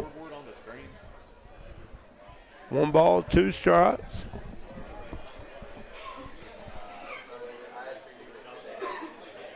Sorry about that, folks. Two balls, 1 strike. I'm sorry. Yeah, our scoreboard kicked off on us. It's because everything got wet. Vipperman hits this one high in the air. It'll fall foul. Yeah, it was that D&D outdoor crew. Telling you. Beautiful. Yeah. They need somebody like Coach May go down there and show them the ropes. They got our equipment muddy and wet. They need to get outdoor rated. I'm just kidding. I shouldn't say that. I want to see Darryl McCoy ride one of them motorcycles up at Hill Climb. What I want to see, Kane. I believe he'd tear up the competition, Oh, don't you? my goodness. Vipperman going to strike out. Johnson comes in right away. Batting up next, number 1, Maddie Bevins. First hitter strikes out. We get the K-Cell in the circle.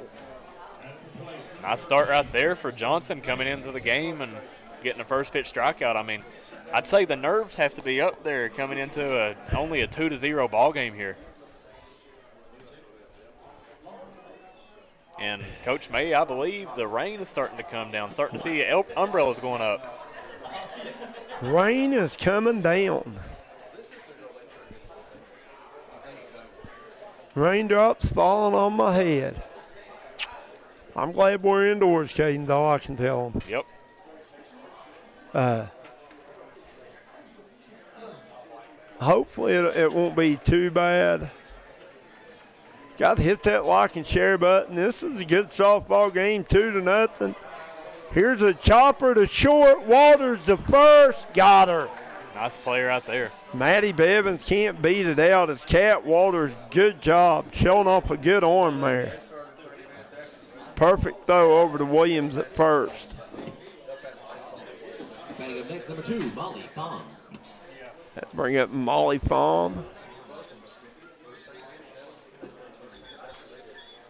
Jeffrey DeLong says can't see the batter batting. We're working on our cameras. We're trying to get everything. We're having trouble out of some of them. We apologize. Yeah, we apologize, folks. Just the weather here makes it a little difficult for everything to stream smoothly.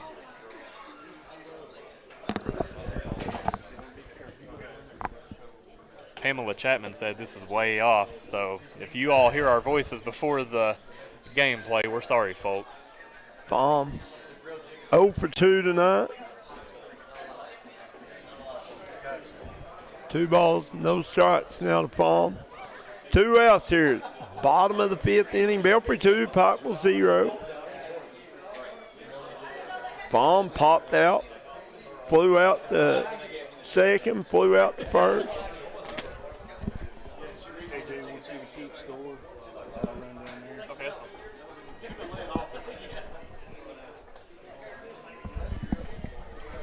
Going to see that pitch right there, caught a ball. It's going to be 3-0 count here.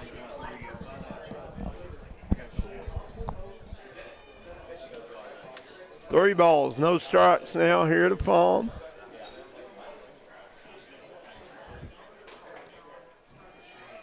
Nice pitch right there. Strike called. Good pitch by Johnson. Settles her in a little bit. And guys, once again, we apologize for our camera trouble. We're doing the best we can.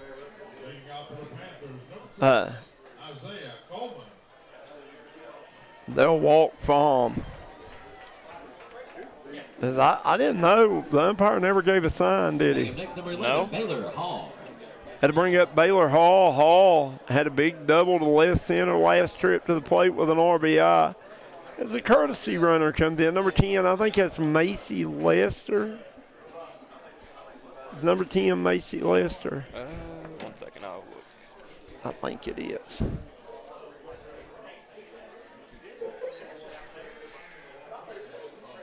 Number 10 is.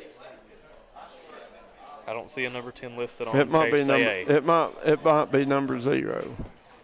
Number 0. Yep, number 0 is Macy Lester. Yeah, it's a 0, not a 10. That's my bad eyes showing up. Linda Bishop says, "Where is Kevin Jones?" Kevin Jones is out in the outfield trying to Working work on on some the camera. In the rain. This is a hard hit chopper down the left field line. Good catch down there by the coach from Belfry, Rooster Chapman.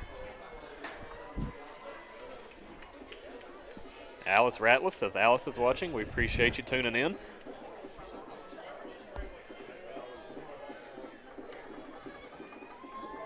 Johnson back with the pitch. That one's going to miss low. Going to see the runner go. Lester able to advance. Lester just an 8th grader.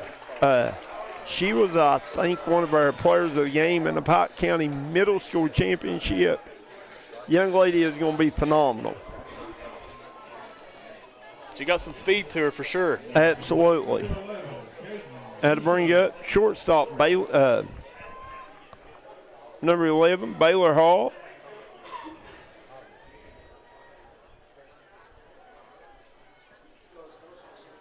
Hall, 1 ball, 1 strike, 2 outs.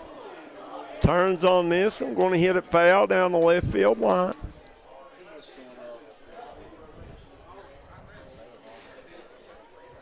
Hopefully, guys, weather permits. We will have Paintsville, Lawrence County following this one. That's smart up there. Johnson's got her little towel in her back pocket, so every time that softball gets wet, she's able to dry it off. Absolutely. I mean, I think every pitcher probably should have something. I noticed Baum had something there too. Johnson rocks. Wow, wild pitch. Lester easily going to go to third. So Belfry, and I'm like you, it seems like every inning, both teams have people in position to score. Yep.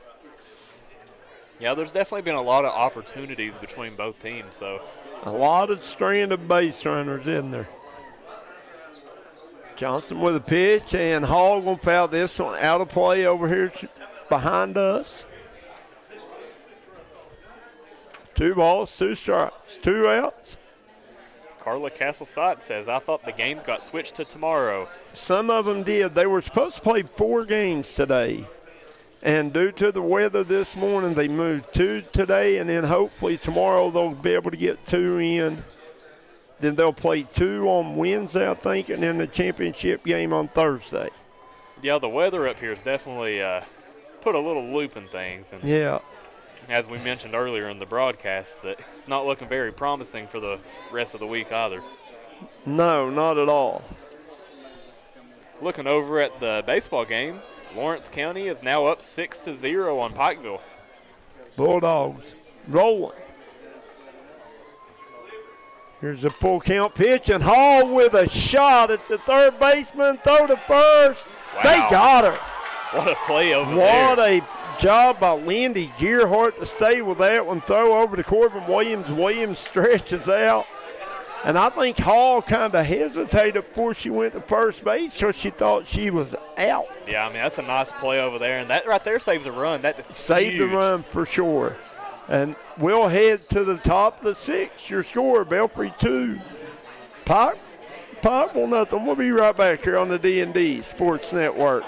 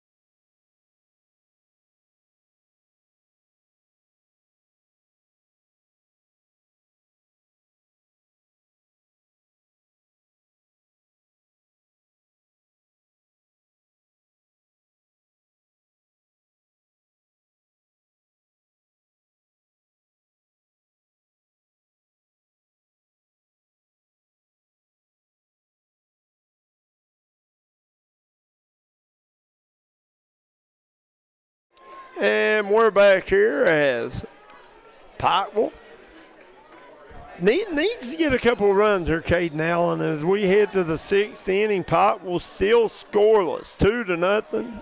Belfry on top. 6th inning brought to you by Craig Dameron Furniture, longtime sponsor here at D&D.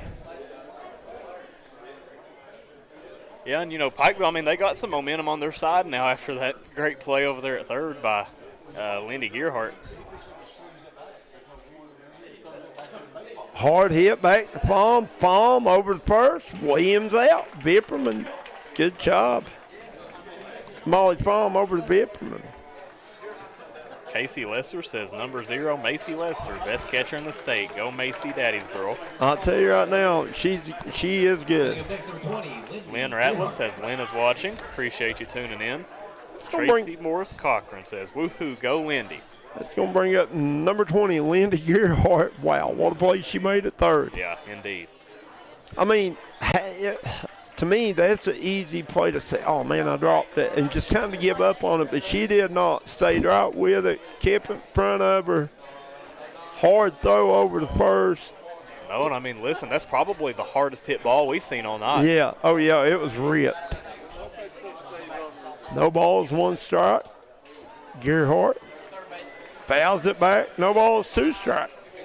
Molly Fahm with, I think, 10 or 11 strikeouts now. 10. Yeah, she's pitched a tremendous game. Yeah. Double figures and strikeouts is always good, right? Indeed. Fahm looks in, no balls, 2 strikes to Gearhart. Be called ball low. Gearhart struck out both trips to the plate tonight, 0 for 2.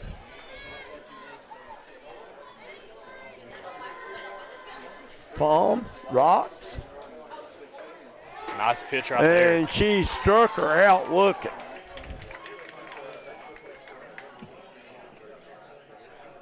That's going to bring up Lily Moulton, right fielder. Flew out, grounded out. Yeah, it looks like we're starting to see some rain moving in here. Once again, this 6th inning brought to you by Craig Dameron Furniture. Hard hit right ball there in the hole between short and third, as Lily Mullins be in there with a single.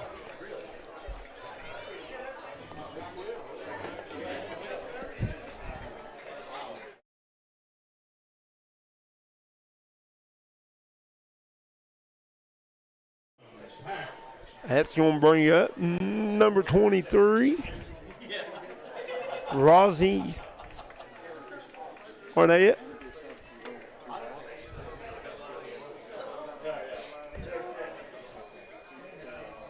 Danny Auble says, is this a 6-inning contest? No, 7. 7. Middle school is 6, I think. High school 7. Arnett singled and struck out today. And somebody said heads up, and everybody in the place ducked. Sean Ward says, way to steal second, Macy. Peggy Taylor says, Peggy Taylor's watching. Appreciate you tuning in. Good bunt, throw to first, and ball in the dirt. Fahm will go over and pick it up. Pikeville now in business. Runners on the corners, as that'll bring up Becca Hall, left fielder. And this is a big, probably the biggest at-bat for Pikeville this whole entire game. Has to be, right? I mean, Becca, you're in the 6th inning. You're in the 6th inning. You got runners on first and third. You're down 2-0. Becca Hall has struck out and walked tonight. And Fahm has showed up big in these situations thus far. Yeah, she definitely has. Here's a pitch. Shows bunt, pulls it back. And Fields wisely holds up, no throw to second. As a runner goes, now you got runners on second and third, both runners in scoring position. A hit could tie this one up, Caden. Yep. Jimmy Johnson says, need a home run to tie things up. Well, take the lead now.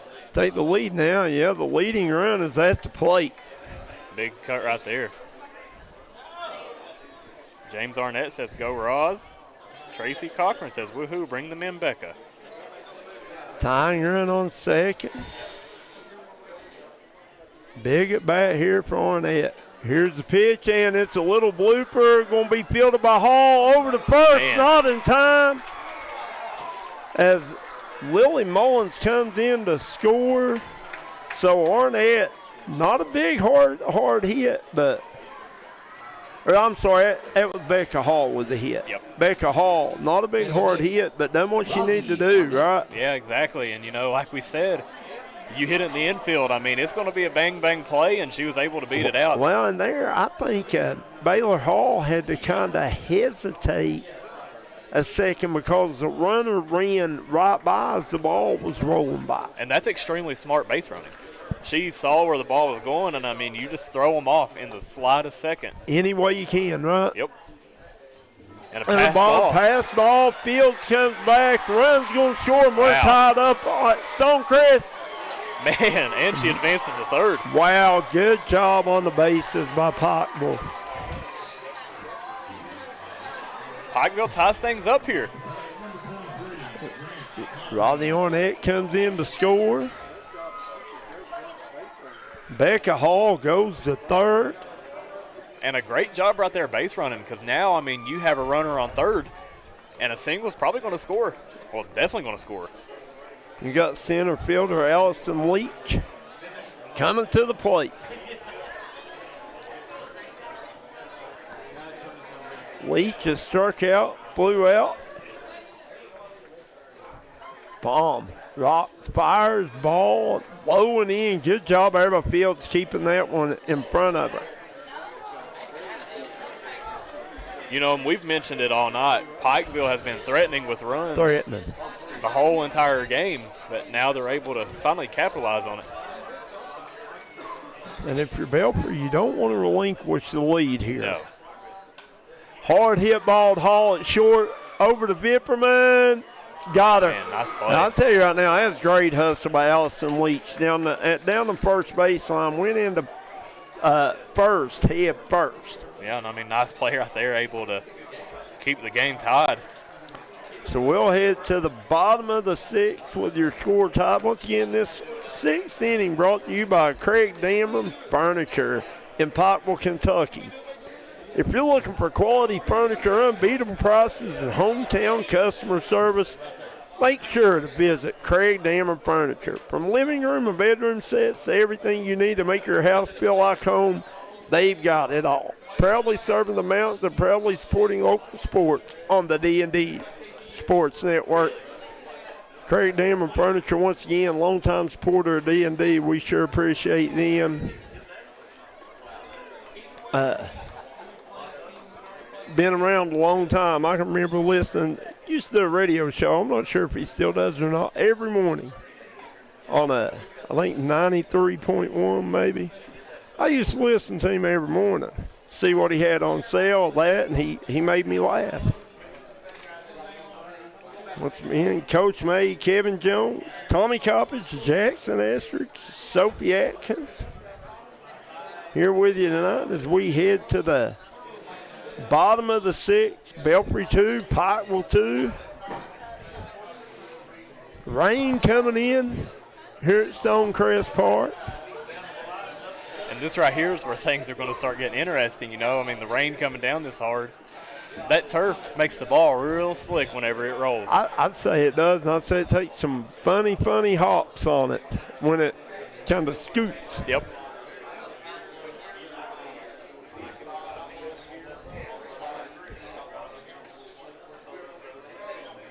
Due up for Belfry. You got McKinley Fields, Michaela Mead, Ariana Smith. Batting up next, number 9, McKinley Fields. Big inning here for the Lady Pirates, I feel like. I mean, you feel like they fought and dug and held Pikeville at bay at every corner, and now Pikeville's came back and tied things up. Yeah, you definitely want to have a big inning here. Like we said, ain't got much time to work with. I mean, you got this inning and one more. Right. It's almost like a basketball. Next point wins, right? That's what you feel like right now.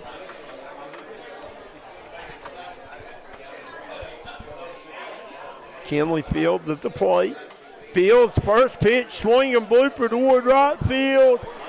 Right fielder Willie Mullins comes in, makes the grab for out number one. Once again, Belfry putting a bat on the ball, just hitting it right at the right fielder.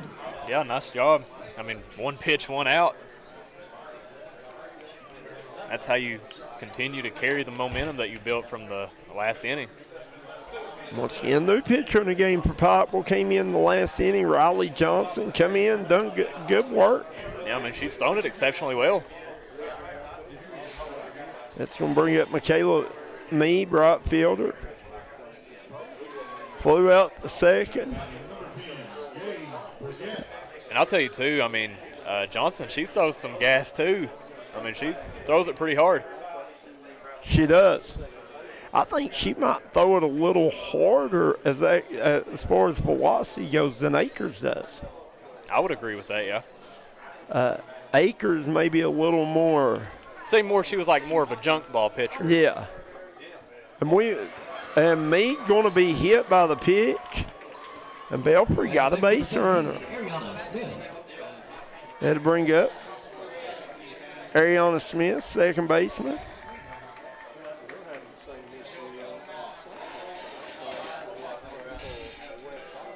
Smith walked, flew out to center field.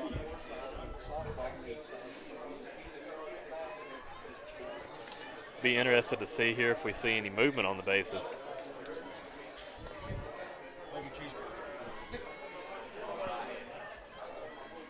Johnson rocks, fires ball low and in. One out here in the bottom of the sixth inning. Belfry 2, Pikeville 2. Got a good one brewing at Stonecrest Park. Umbrellas are out. Johnson with a pitch, hard hit ball right up the middle. Walters over to second. They'll get the lead runner. Yeah, nice play. Walters tries to turn two. You don't see a lot of double plays in softball at all, do you? No, I mean, it's tough. And like we said, it's hard enough just to get the one on an infield hit. And Walters turned, let it, and you talked about that ball. And that looked like that might have been what happened there. Is it might have been slick when she turned to throw it. And it's gonna be like that, and that's what's gonna make the rest of this game fun to watch. Who's able to adapt more? Had to bring up Randall Maynard, center fielder. Ball gets past.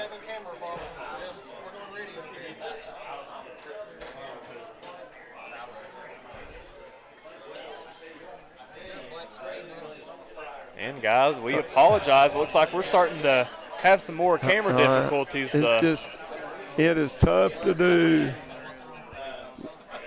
Well, I won't say TV. It is tough to do streaming in the rain. We hadn't had any problems all year, though. Going to see that first pitch right there be a strike. We'll do the best we can, though. Randall Maynard. One ball, no strikes. Once again, guys, this sixth inning brought to you by Craig Dammer Furniture. Nice pitch right there. Runner steals third, and she is safe. Wow, good job running the bases there by Ariana Smith. I think that's who it was. Yeah, it is.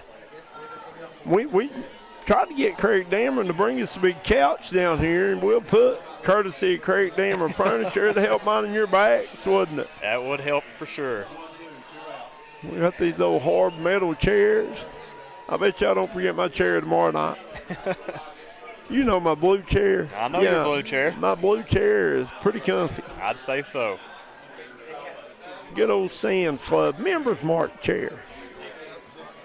1-2 count here. Ball high and away. Really big at bat here. 1-2 count now. Runner on third. We've said that a lot here tonight. I know. But, listen, both teams have left a ton of runners in scoring, but not just on base, but on base in places where they could potentially give you runs. Maynard, count goes to 3-0, and I'd say she's taken no matter what. No, it's 3-2. It's full count. Scoreboard ain't right. Oh, okay, my bad. Yep. I feel like we've seen all kinds of 3-2 counts with runners on third and 2 outs too. Yep, we have. Here we go. Johnson fires, ball high. Runner comes in to play at the plate, not in time. Ariana Smith's going to steal home, but she can't steal on a walk, can she? It's a pass ball, so yeah. Yeah, I guess pitch. so. I mean, I'm curious to see what we got here. As the umpire's going to go out, Randa Maynard's definitely going to first. And the run, I guess, will stand, like I said. Yeah, that's a live ball. Yep. Wow. If a runner's on base and there's a walk, it's still a live ball. So she rates first on a fielder's choice, then stole home on a wild pitch to get a run in. Any way you can get them in a game like this.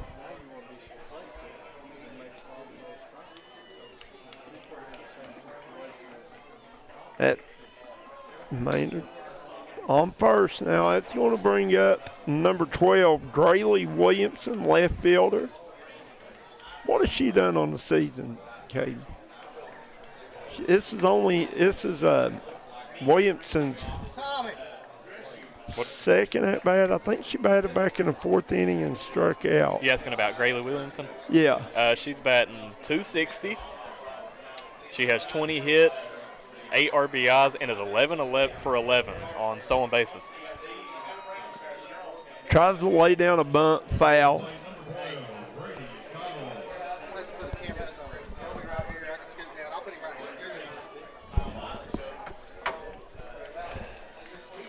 An 0-2 count once again, we're still having camera trouble. We're back right now for a minute. Who knows? We're going to try to bring a camera up top here maybe and do it from behind. Yeah, rain makes things a little difficult for us up here. Yeah. And Williamson swing and a miss. She strikes her out to get out of the inning.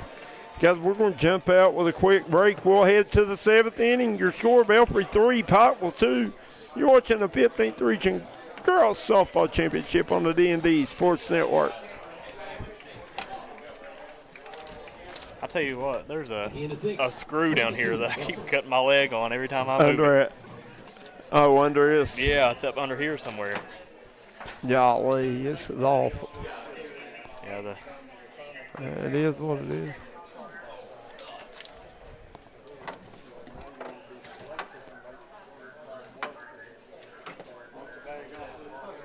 I'm talking about that cameras. We head here to the 7th inning. We want to thank Crystal's Piddle Pad, Pink Elephant Gun and Pond, Three Rivers Food Mart, George Swain at State Farm, Kemper Furniture, Jim Morris Services, Kentucky Mountain Health Alliance, Derek Bowling at Kentucky Farm Bureau, May DeCray, Bruce Walter, Citizens Banks of Kentucky, Dr. Alan Baldwin at Maynard Chiropractic, Crum Funeral Home, United Motorsports, Howard Family Pharmacy, Tommy's Auto Sales, Double Quick, Punk Tires, Me Hacienda Mexican Restaurant, Three Rivers Medical Center, Louisa, Kentucky, Mountaineer Buildings, Three Guys Pizza and Brew, Faith Diagnostics, United Medical Group, Craig, Dameron Furniture, Force Automation Power Sports Center, Conley Brothers Giovanni's and Starters Bar and Grill, and Pikeville got to have one run here to stay alive. Yep, it's definitely a big inning right here. Guys, we are working right now to get the camera from up here in the press box, so we apologize for it being blacked out again. It's awful. I know it's awful to try to watch with the cameras going in and out. And Well, I know. I was talking about the cameras because I said it's awful, but I mean it's awful for everybody, not just us, because we're working hard to get them fixed. Waters at the plate now for Pikeville. Cat Waters has walked, had an infield single, grounded out. So she is 1 for 2 tonight officially and got 3 stolen bases. When she gets on base, she makes stuff happen. Yep. Yeah, I mean, looking for Pikeville, this is like a perfect case scenario. You're at the top of your lineup here. Top of your lineup, that's right. Cat Waters, Brooklyn Hensley, and Bella Vance do up. Let's see that pitch miss outside, bring it to a 1-1 count here.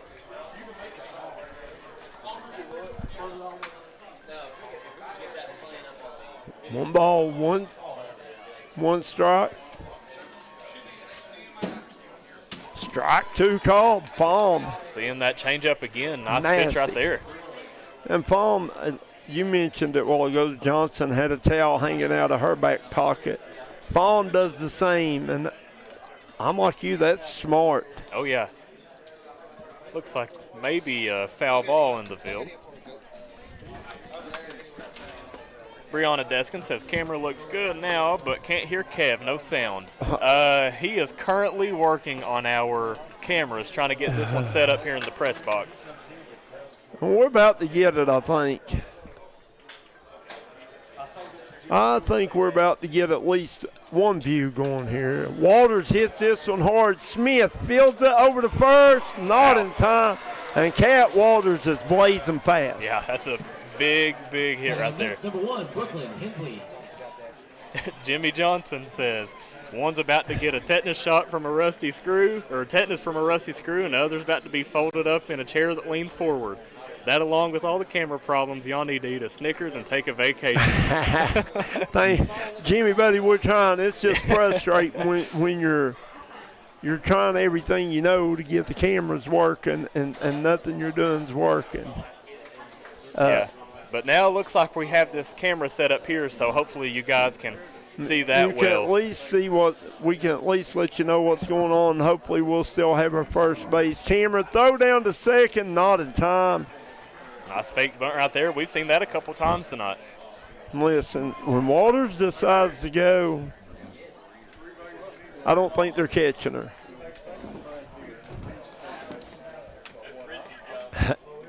Tetanus shot.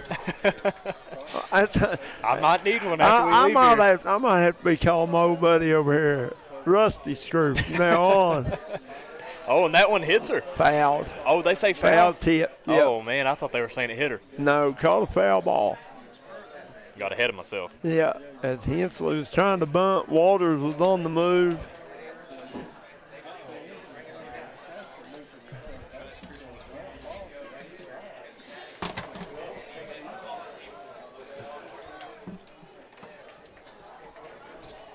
Belfry through 3, Pikeville 2 through 6 innings of play.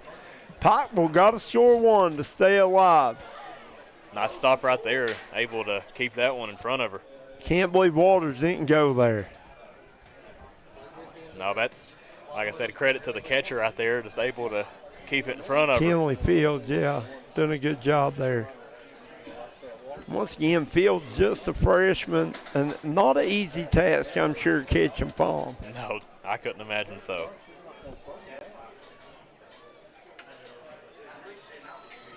Palm steps in. Hard hit ball right at Smith. Smith over to first. And they got her. Listen, Vipperman had to jump to catch that ball. Said she got back down on the bag in time, but you know what? Hensley done her job. Runner advances to third. Yeah, I mean, you move a runner out there, and that's all you can ask for. Looks like they're going to have a little meeting to talk this one over. All right, what do you call this one? Just a little umpire meeting right here. The blue meeting. The Blues brothers out. They was just having a meeting on the call at first base. First base coach Claire Blair down there must have wanted a explanation. She must have thought she was safe. Vipperman did jump, but I think she got back down in time. Yeah, it was definitely a close play for sure. And don't blame her for questioning either. I mean, in a situation like Yeah, this. absolutely. If you can get the first base up or the home plate up overturned, why not?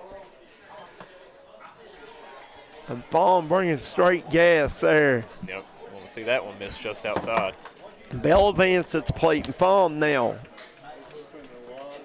I feel like, she struck out 3 times. Vance has been a pretty good hitter throughout the year. Lays down a bunt. Throw over to first. Got her. Throw to home. Not in time, and we're tied up. Nice job right there by Vance, able to get that bunt down. And then I don't know if I'm throwing that to first right there. I think I'm letting her get there. What do you think? I don't know. I mean, that's tough. It really is, because let's say you don't get her out at first, and then you're just going to end up having. And then you got more runs coming. You're right. I mean, I don't know. I don't know what the right play is there. I would say you look her back at third more, but, I mean, she was barely off the bag anyway. Right. She's just so quick. There's really not anything you can do. That's it. That's the thing. Hard hit ball to third, over to first. Nice play over there by Maddie Bevins. So we'll head to the bottom of the 7th inning. Pikeville 3, Belfry 3. Barn burner at Stonecrest. We'll be right back here on the D&D Sports Network.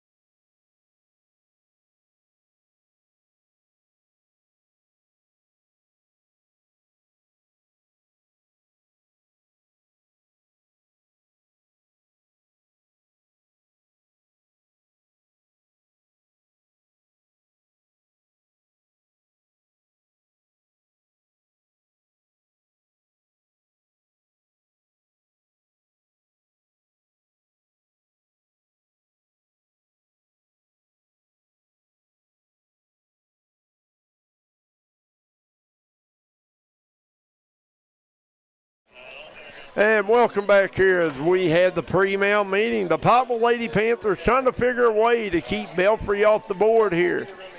As we head to the bottom of the 7th inning. Belfry 3, Pikeville 3. 7th inning of action. Going to be brought to you by Bruce Walters of Pikeville, Kentucky. And I think it's funny the way it's worked out. Pikeville had a perfect case scenario, top of the lineup. Belfry has the same thing.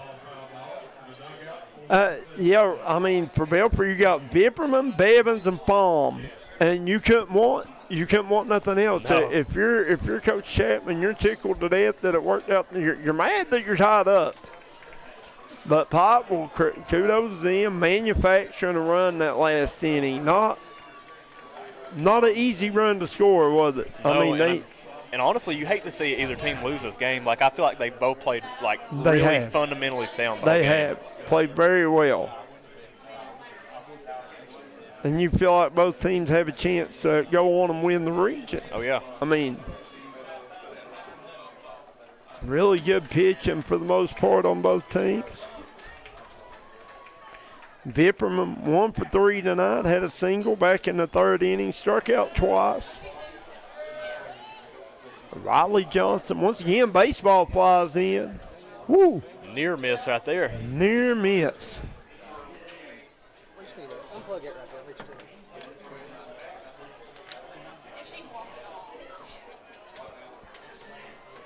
Here's Johnson. Rock, fires, Nice pitch right there. And I'll tell you, Raleigh Johnson's came in and She's got some different juice, too, there. Yeah, I mean, she's thrown it really well.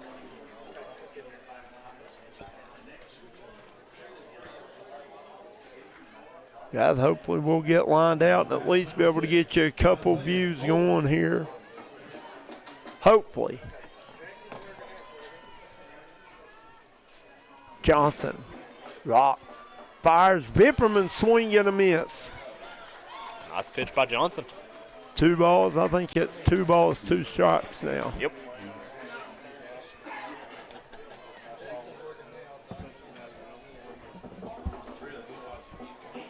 If you're a Belfry fan, you really want this first batter to be on. Yes. Be huge. Well, the thing is, if you get the first 2 on, it makes it almost nearly impossible to automatically walk Fahm. And Fahm is due. She's 0 for 3, 0 for 2 tonight with a walk. Yeah, I mean, and the last one she just was missed it. Close. Yeah. And you can tell she's got loads of power when she swings a bat. Oh, yeah, I mean, she 24 extra base hits out of like 45 hits, I think. Yeah. So. Johnson rocks, fires, and struck her out. Nice pitch by Johnson. She says, calm down, I got this. There's Riley Johnson. Betting up next, number 1, Maddie Bevins. We got the K Selly in the circle. Uh-oh, we got a mini mail meeting, catcher and the pitcher. First mail meeting all night. Yeah. I mean, they didn't have a meeting with Lexi Akers. They really haven't had to. Like, no. I mean, like we said, both teams have thrown it well. Thinking back on it, when they played, when we did Pikeville and Shelby Valley's game, they done the same thing, I think, about the same time of the game.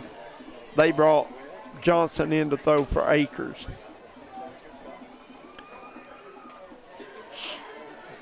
Maddie Bevins has doubled, got a single off a bunt, grounded out to short, 2 for 3 tonight. And looking over at the baseball side, it looks like Lawrence County takes down Pikeville 6-0. So the Bulldogs will move on. Yep. Want to see that one just missed low and inside. I think Johnson likes the feeling of coming from behind in the count or something here. Yep.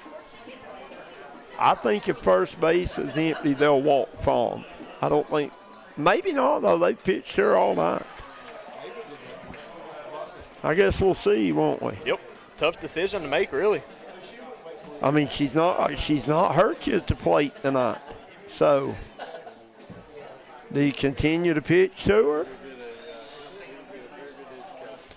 I'm glad I don't have to make that decision. Yeah, I'm glad I'm not a coach. They call me coach, but I really ain't one. I did say a Holiday Inn Express last night. Oh, goodness. 2 balls, 1 strike here to Bevins. Johnson, ball high. Count goes to 3-1. Get a good look in at Maddie Bevins here.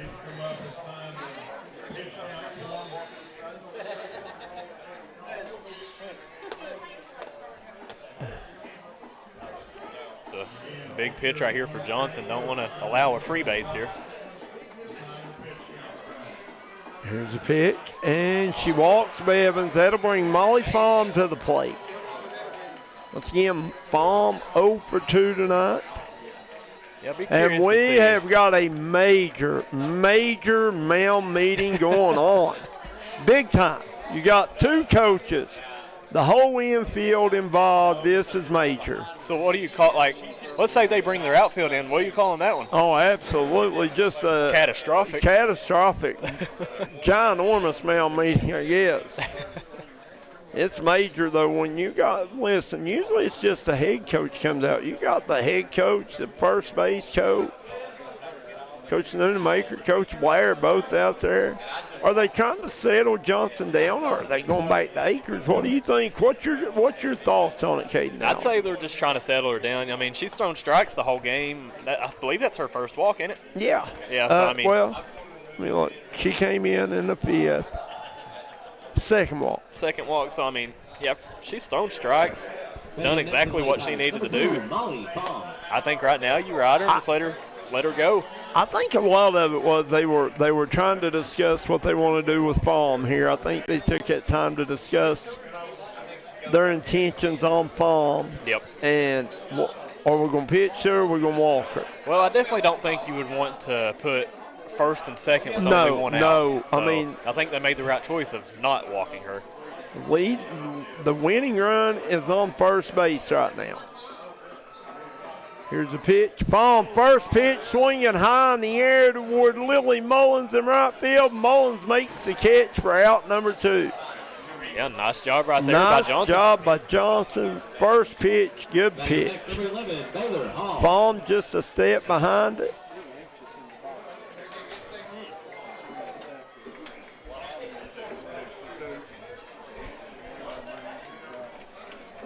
That'll bring up Baylor Hall. Hall is flew out, double to left, and grounded out to third. Ball go when she hit Gearhart. Gearhart, what a play she made on that ball. Yeah, like we said, probably the hardest ball we've seen hit all night. Rip. Ball away. Johnson wanted that to be a strike bad. Johnson a little more animated on the mound, didn't she? A little more quick moving, fiery, feisty. I like it. I'd rather see them be like that, honestly. Yeah, I would too. Some fire in them. She's like, what, that wasn't a strike either? Come on now. He's confusing her as well. Yeah, well, he's confused us a couple times tonight too. No ball or 2 balls, no strikes, 2 outs here. Bottom of the 7th, 3-3. Hard hit down the third baseline, foul. Belfry scores, they win. Pikeville holds, we go to extra innings.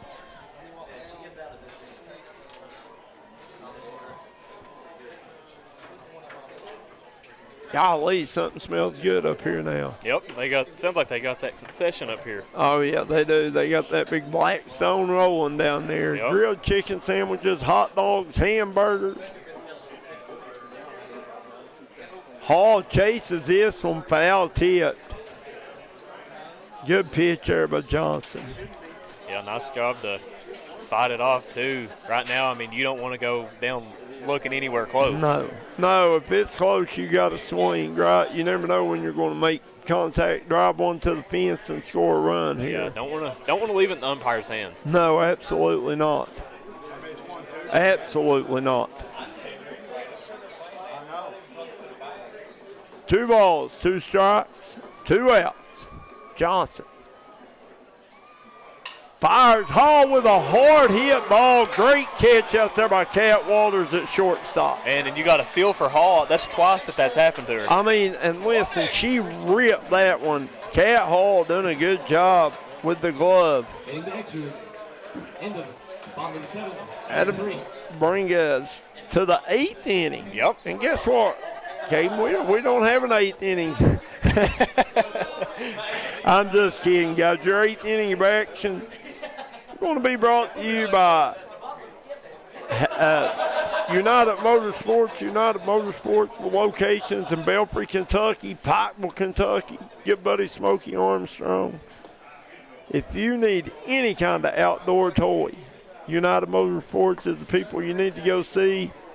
They got dirt bikes, 4-wheelers, side-by-sides. I think they sell campers. I think they any kind of accessory, any kind of part. Got a whole bunch of goodies. That's right.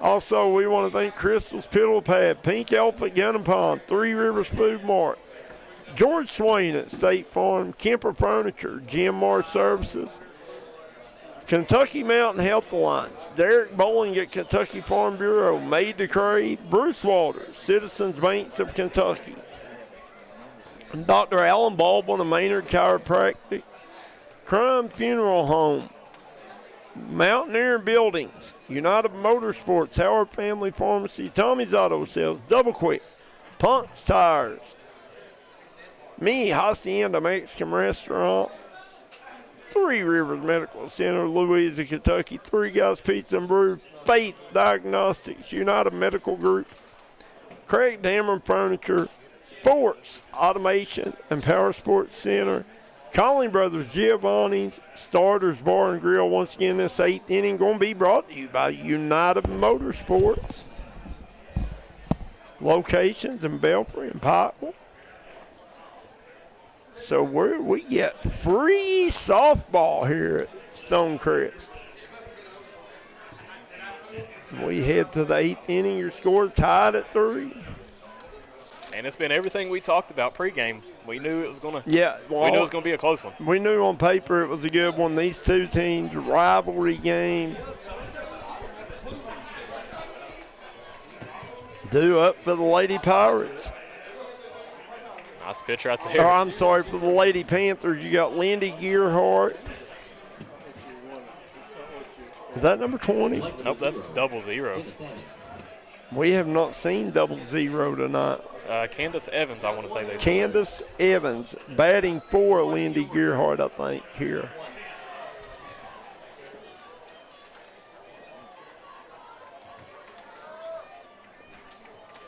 You have a 00.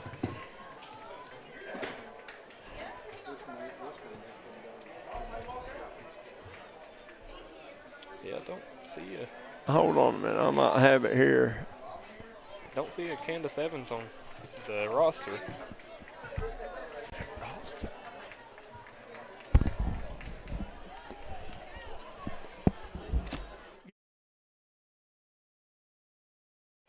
I'm getting us a roster. We'll figure it out.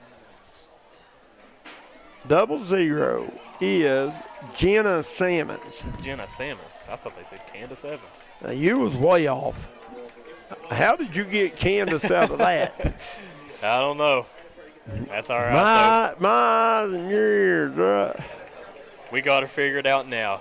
And Jenna Salmons at the plate for the Lady Panthers. Her first at bat.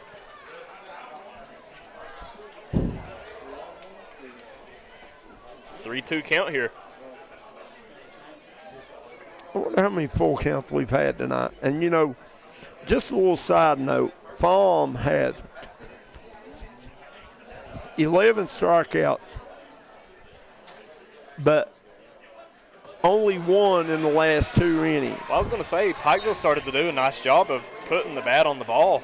Just got to wonder if Fahm may be getting a little tired here, and we're going to have a mound meeting. It's a major mound meeting. As you see Rooster coming out, major mound meeting. Yep. And I don't think you'll see Fahm come out of the game. I think this is just more of a just to tell her, listen, you pitched a heck of a game. You got to keep it going. Yeah, no, I mean, get these next 2. When you have a pitcher who's thrown 151 innings with a 1.98 ERA, I think you're going to ride her no matter what happens. That's all right. If it ain't broke, you don't fix it, right? Exactly. And it ain't been broke tonight. As Fawn's thrown the ball well. Taking a look over here on the other field, we got Belfry and Paintsville warming up to play. Tigers and Pirates. Should be a pretty good game over there.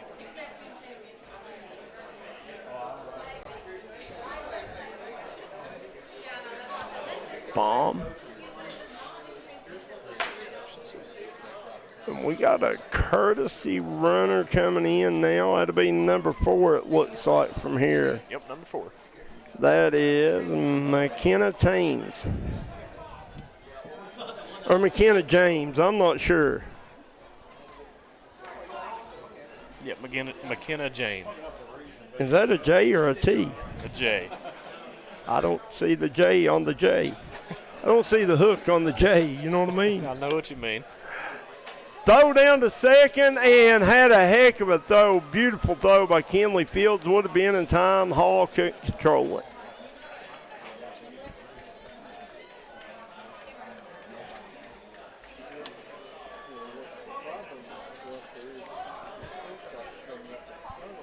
Nice job right there by McKenna James, able to steal second. I mean, that's huge. I'm telling you, Kinley Field was on the money with that throw. Yeah. Baylor Hall just dropped it, it looked like. Maybe the ball where it's a little bit wet, a little damp out. I feel like it's tough. I mean, it's going to be tough to throw anybody out anyway. So. Right. Bunt laid down the first baseline, barely rolls foul, good bunt. Yeah, that was nearly perfect right there.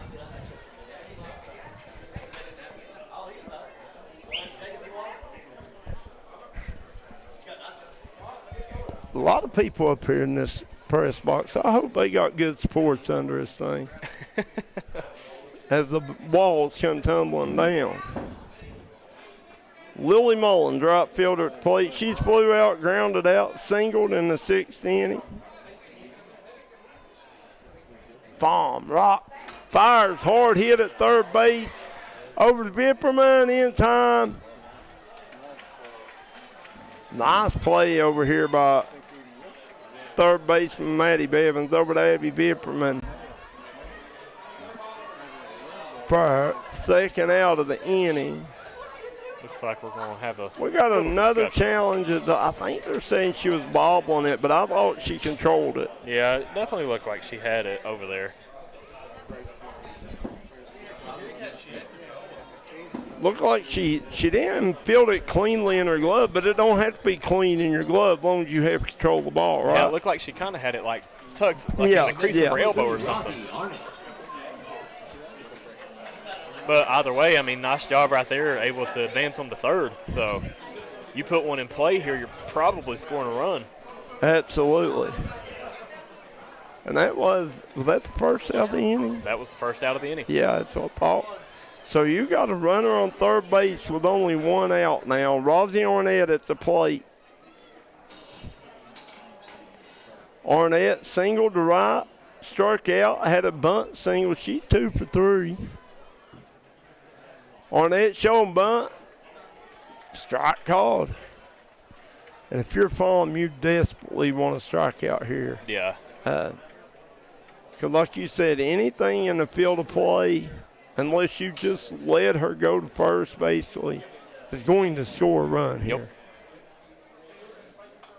Bunt laid down, going to be foul. Way ahead right here, so. All eyes on this field right now, though. Count goes to no balls, 2 strikes for Fawn. I think you might see a change up here. I could definitely see that, and I wouldn't blame them. That's been her go-to pitch all night, hasn't it? It has. Fawn looks in. The 0-2 pitch, straight gas, ball low and in. Golly, that ball moved a ton. That shows you, though, how good she is at keeping them guessing. I mean, she had us guessing. Oh, yeah, right here. we guessed wrong for sure.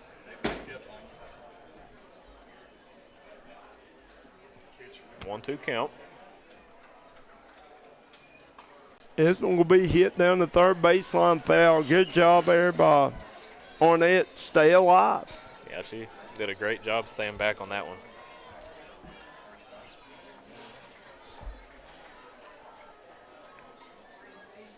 You get a good look in at Arnett, your batter there. Bomb. Rock. Fires right back at Fawn. Bomb over the third. Double play. Wow, what a play by Molly Fawn.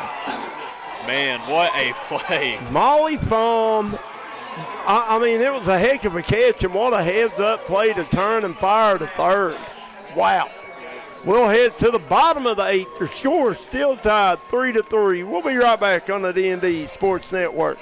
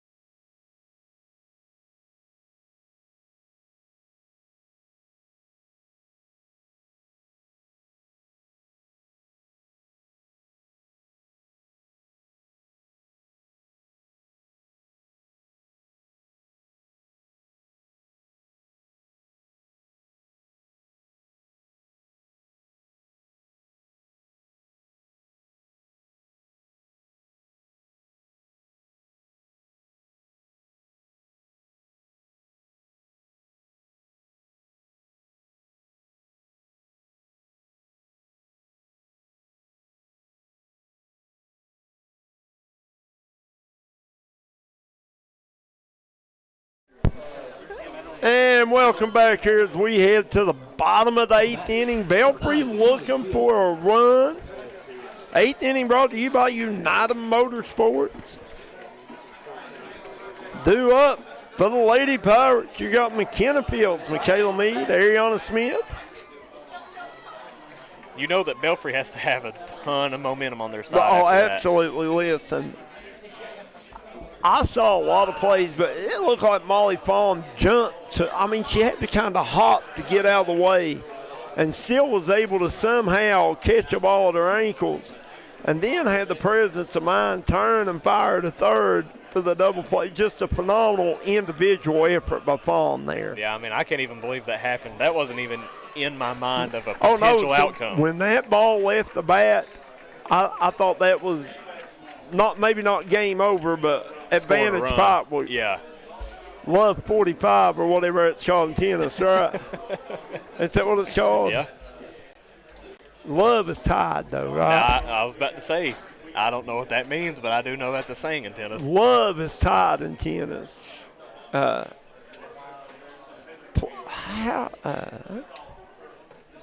Advantage, I don't know. I got to Google it.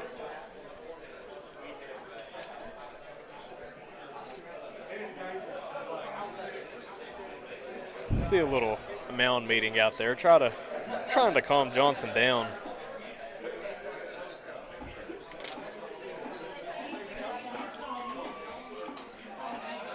See that ball popped up in the infield. Nice player out there by Hensley. 0 points is Love. See, I knew that. Well, not really. I said tied. First point is 15, second point 30, third point 40, fourth point game. Well, if both players reach a 40-40 tie, it's called deuce. From this point, a player must win 2 consecutive points to win the game. So we're at deuce right now. Yeah. Not Love, deuce. We were completely wrong. We were completely wrong. Didn't have the number right, didn't have the word right. Wrong score. All I know is 3-3. Bottom of the 8th inning, Michaela Mead at the dish. Fields.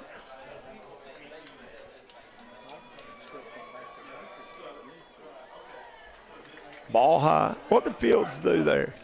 Flew out to the second baseman. That's what I thought.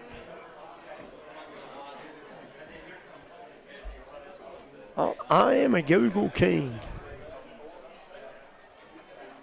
Just expanding your knowledge a little That's bit. right. Mead swinging hard, hit high in the air. Hensley will set her under it. Second out of the inning. Hensley's seen a ton of action over there. She has. Tonight. I'll tell you right now, Hensley's a really good glove there at second base for Pike, where she has been tonight. Oh, yeah, definitely. Had to bring up Ariana Smith. You said Smith is an 8th grader a while ago. Smith has walked, flew out to left. Got Brett's first on a fielder's choice. Scored a run back in the 6th inning. Stole home base on a wild pitch. 2 outs here for Belfry.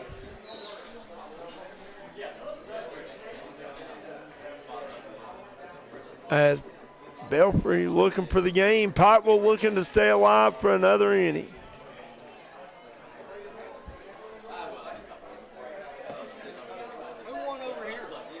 Lawrence County. Lawrence County won 6-0, guys, in the baseball game across the way. Johnson with a pitch, hard hit ball toward right field. Back goes Mullins, and that's out number 3 as we head to the 9th inning. We'll be right back here. You're watching the 15th Region Softball Tournament on the D&D Sports Network.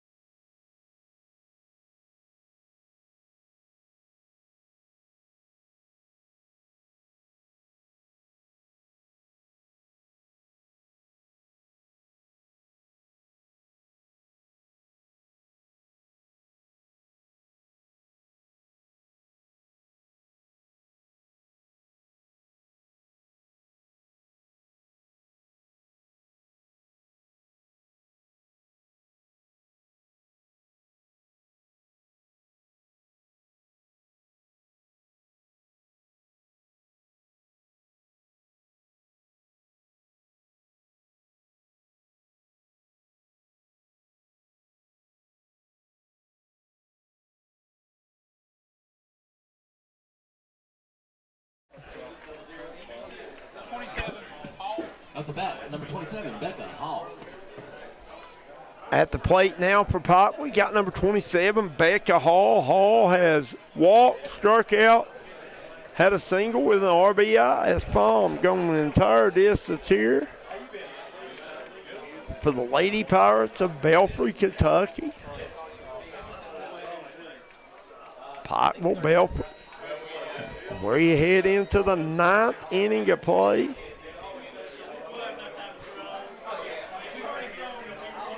Palm thrown the whole distance here.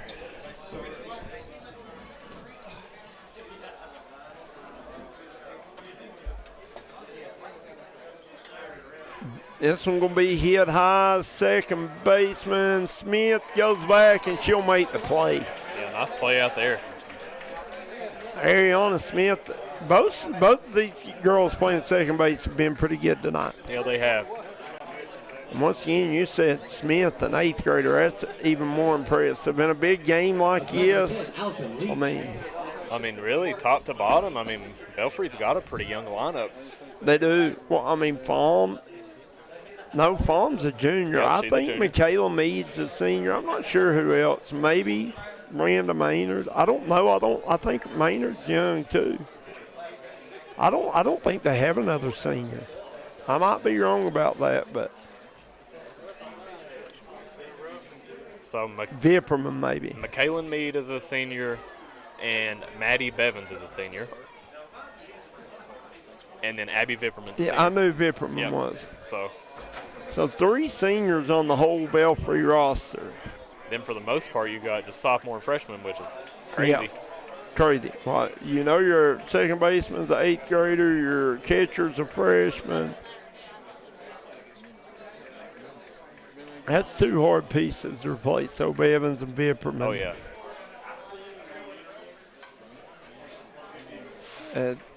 We got number 10 at the plate, Allison Leach, center fielder for Pikeville. She's struck out, flew out, grounded out.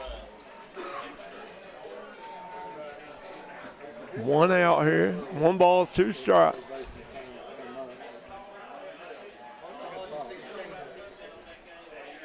Fawn.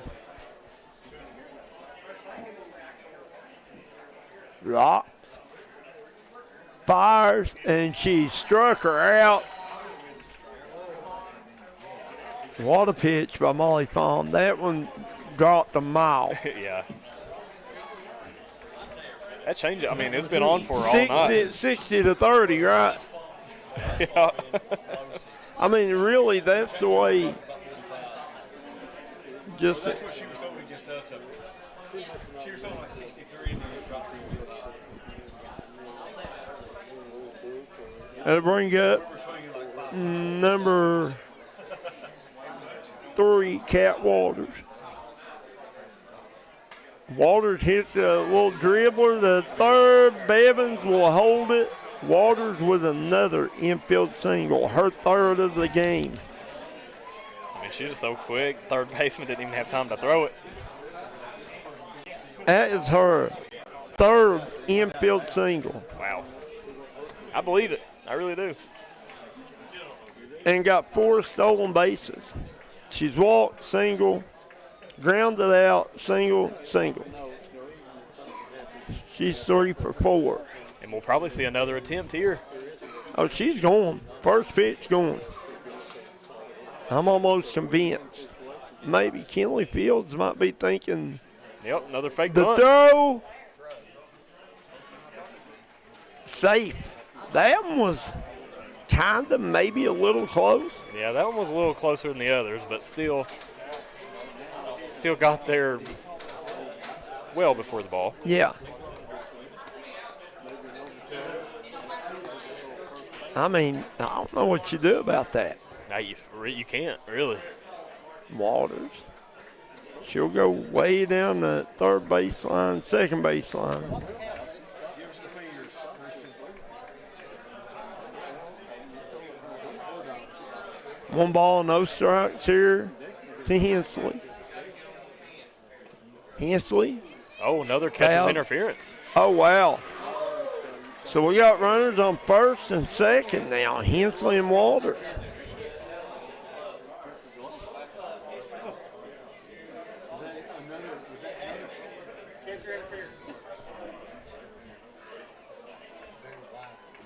And that's the second time that's happened, and both times it was to Brooklyn Hensley.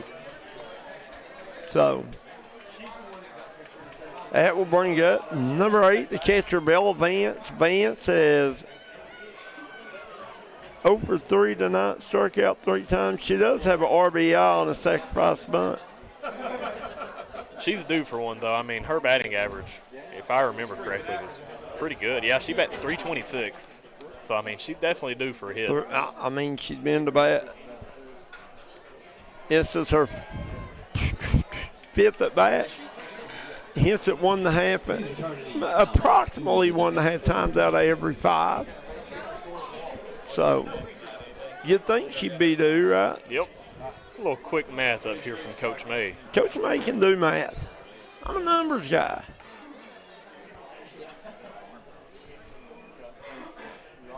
Nice pitch right there. Oh, my goodness. No balls, 2 strikes now to Vance. And she just freezes them with that changeup. You have to know it's coming. To sit back. If you're waiting for her fastball, there's no way you're doing that. Fahm with 12 strikeouts this game. Fahm rock, fires, it's going to be hit toward the shortstop. Hall over the first. Wow, what got a her. dig over there. What a dig by Abby Vipperman. Wow. Good hustle there by Becca Hall, or not Becca Hall, I'm sorry, Bella Vance, but I'll tell you right now, Baylor Hall has absolutely got a cannon there at shortstop. Yeah. Guys, we want to thank Crystal's Piddle Pad, Pink Elf at Gunham Pond, 3 Rivers Food Mart, George Swain at State Farm, Kemper Furniture, Jim Moore Services, Kentucky Mountain Health Alliance, Derek Bowling at Kentucky Farm Bureau, Maid Decree, Bruce Walters, Pikeville, Kentucky, Citizens Banks of Kentucky, Dr. Alan Baldwin at Maynard Chiropractic, Crum Funeral Home, United Motorsports, Howard Family Pharmacy, Tommy's Auto Sales, Double Quick, Punk's Tires, Mi Hacienda Mexican Restaurant, 3 Rivers Medical Center, Mountaineer Buildings, 3 Guys Pizza and Brewery, Faith Diagnostics, United Medical Group, Craig Dameron Furniture, Forks Automation and Power Sports Center, Conley Brothers Giovanni Starters Bar and Grill. It's 9th inning of action being brought to you by Punk's Tires. If you're in the market for new tires, go visit the good folks at Punk's. They'll take care of you. Coach May, Kevin Jones, Tommy Coppage, Caden Allen, Jackson Estrogen, Sophie Atkins. Here with you all night till the break of dawn or whenever these end as we head to the bottom of the ninth.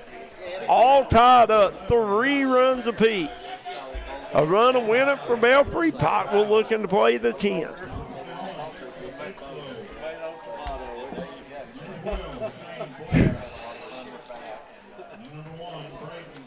For Belfry, you got Miranda Maynard, Grayley Williamson, Abby Vipperman do up. And if you're Belfry, you just want a base runner. You want a leadoff base runner to where you can bunt her around, kick her around, hit her, whatever you got to do.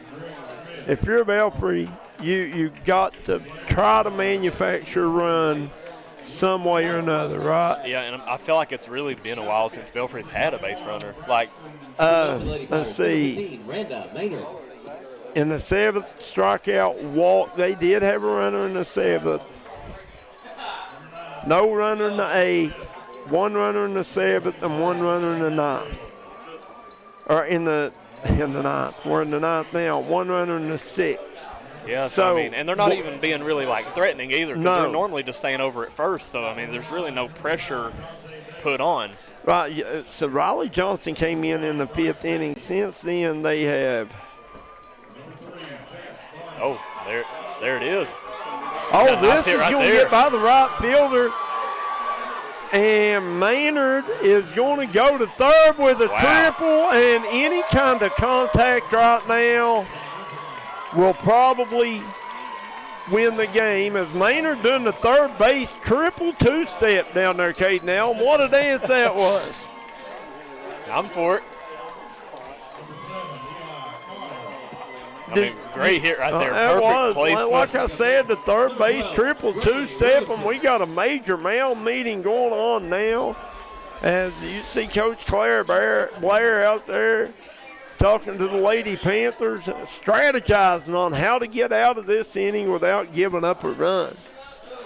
Did you ever do the third base triple two-step? I was too slow to ever get a triple. I'm glad you're being honest about it. He said he's too slow to ever get a triple. In case you didn't hear it, what I'm hearing, Caden Allen was not a good athlete. Listen, Coach May, let me tell you, I was lucky to even get on the base in general. Speed wasn't your forte. You was a pitcher, right? Yeah, I was. That's it. Yeah. I used to always tell my dad, if it left the infield, that was a home run for me.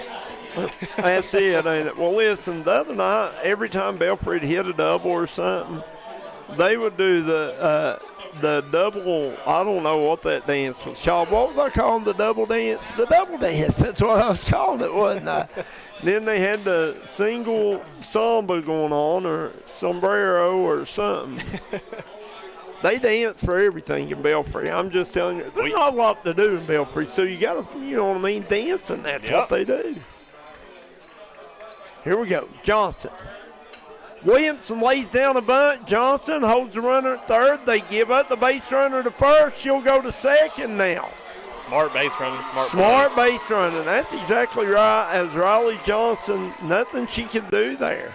Honestly, I think that you intentionally walk right here so you get the force out at home. I think you about have to. Yeah. The bad news for Number 14, Abby Pippers.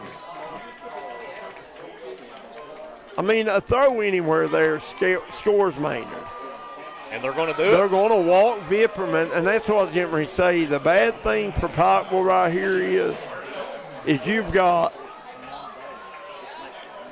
you're at the top of the lineup too. So chances are one of these girls is going to put a bat on the ball here. Yeah, I mean, if they've done it all night, we've talked about it. They've rarely struck out tonight. I mean, they've had a few here and there, but the thing is, if you're Pikeville, Belfry's not put a lot out the infield, so you got to hope That's they true. hit it in the infield. You can throw them out at home and get out of this thing. yeah, nice pitch right there. Big swing and a miss there by Maddie Bevins, third baseman Bevins. And, you know, props to Johnson. I mean, she's done her job. She's thrown strikes. Well, she has. Randa Maynard, listen, Randa Maynard just hit that one a ton down the right field line, went with it, and it landed dead almost on the strike. Yep. So, Maddie Bevins at the plate. Molly Fahm on deck. Bevins with a hard hit ball, and that's the ball game as Maddie Bevins with a walk-off single. Randa Maynard comes in to score. Belfry's going to win this one in the bottom of the ninth inning by a final score 4-3. What a ball game this has been. We're going to jump out really, really quick. We'll be right back with your post-game show, your double quick player of the game right here on the D&D Sports Network.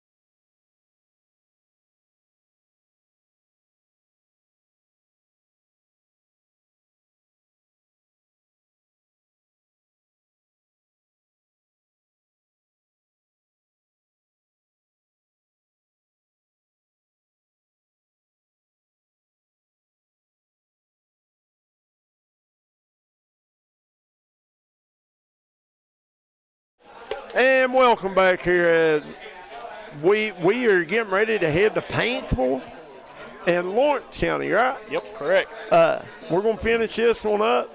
We want to thank Crystal's Piddle Pad, Pink Outfit Gun and Palm, Three Rivers Food Mart, George Swain at State Farm, Kemper Furniture, Jim Marsh Services, Kentucky Mountain Health Alliance, Derek Bowling at Kentucky Farm Bureau, Made to Crave, Bruce Walters, Citizens Banks of Kentucky, Dr. Alan Baldwin at Maynard Chiropractic, Crum Funeral Home, United Motorsports, Howard Family Pharmacy, Tommy's Auto Sales, Double Quick, Punk Sires, Mi Hacienda, Three Rivers Medical Center, Mountaineer Buildings, Three Guys Pizza and Brew, Faith Diagnostics, United Medical Group, Craig Dameron Furniture, Force Automation and Power Sports Center, Colleen Brothers Giovanni, Starters Bar and Grill. After careful consideration and talking it over, we have all agreed we're going to go with Maddie Bevins as your double quick player of the game. Young lady was 3 or 4 at the plate tonight, 2 singles, a double, and also had a walk. But most importantly, she hits a walk-off single to end the ball game. What a performance on the mound by Molly Fawn by our stats, which our stats are unofficial gets, especially in baseball. We had her giving up 5 hits, but she absolutely made the play of the season for Belfry probably when she caught the line drive. A line shot. Yeah, and probably had 12 or 13 strikeouts also. Yeah, I think 12, I think is what I tallied. But Maddie Bevins, great night at the plate, and what a job she does over at third base. My goodness, the young lady made play after play. Guys, we are going to jump out. We will be back on another stream with Lawrence County taking on Paintsville in a late start here, game number 2 of the 15th region girls softball tournament right here on the D&D Sports Network.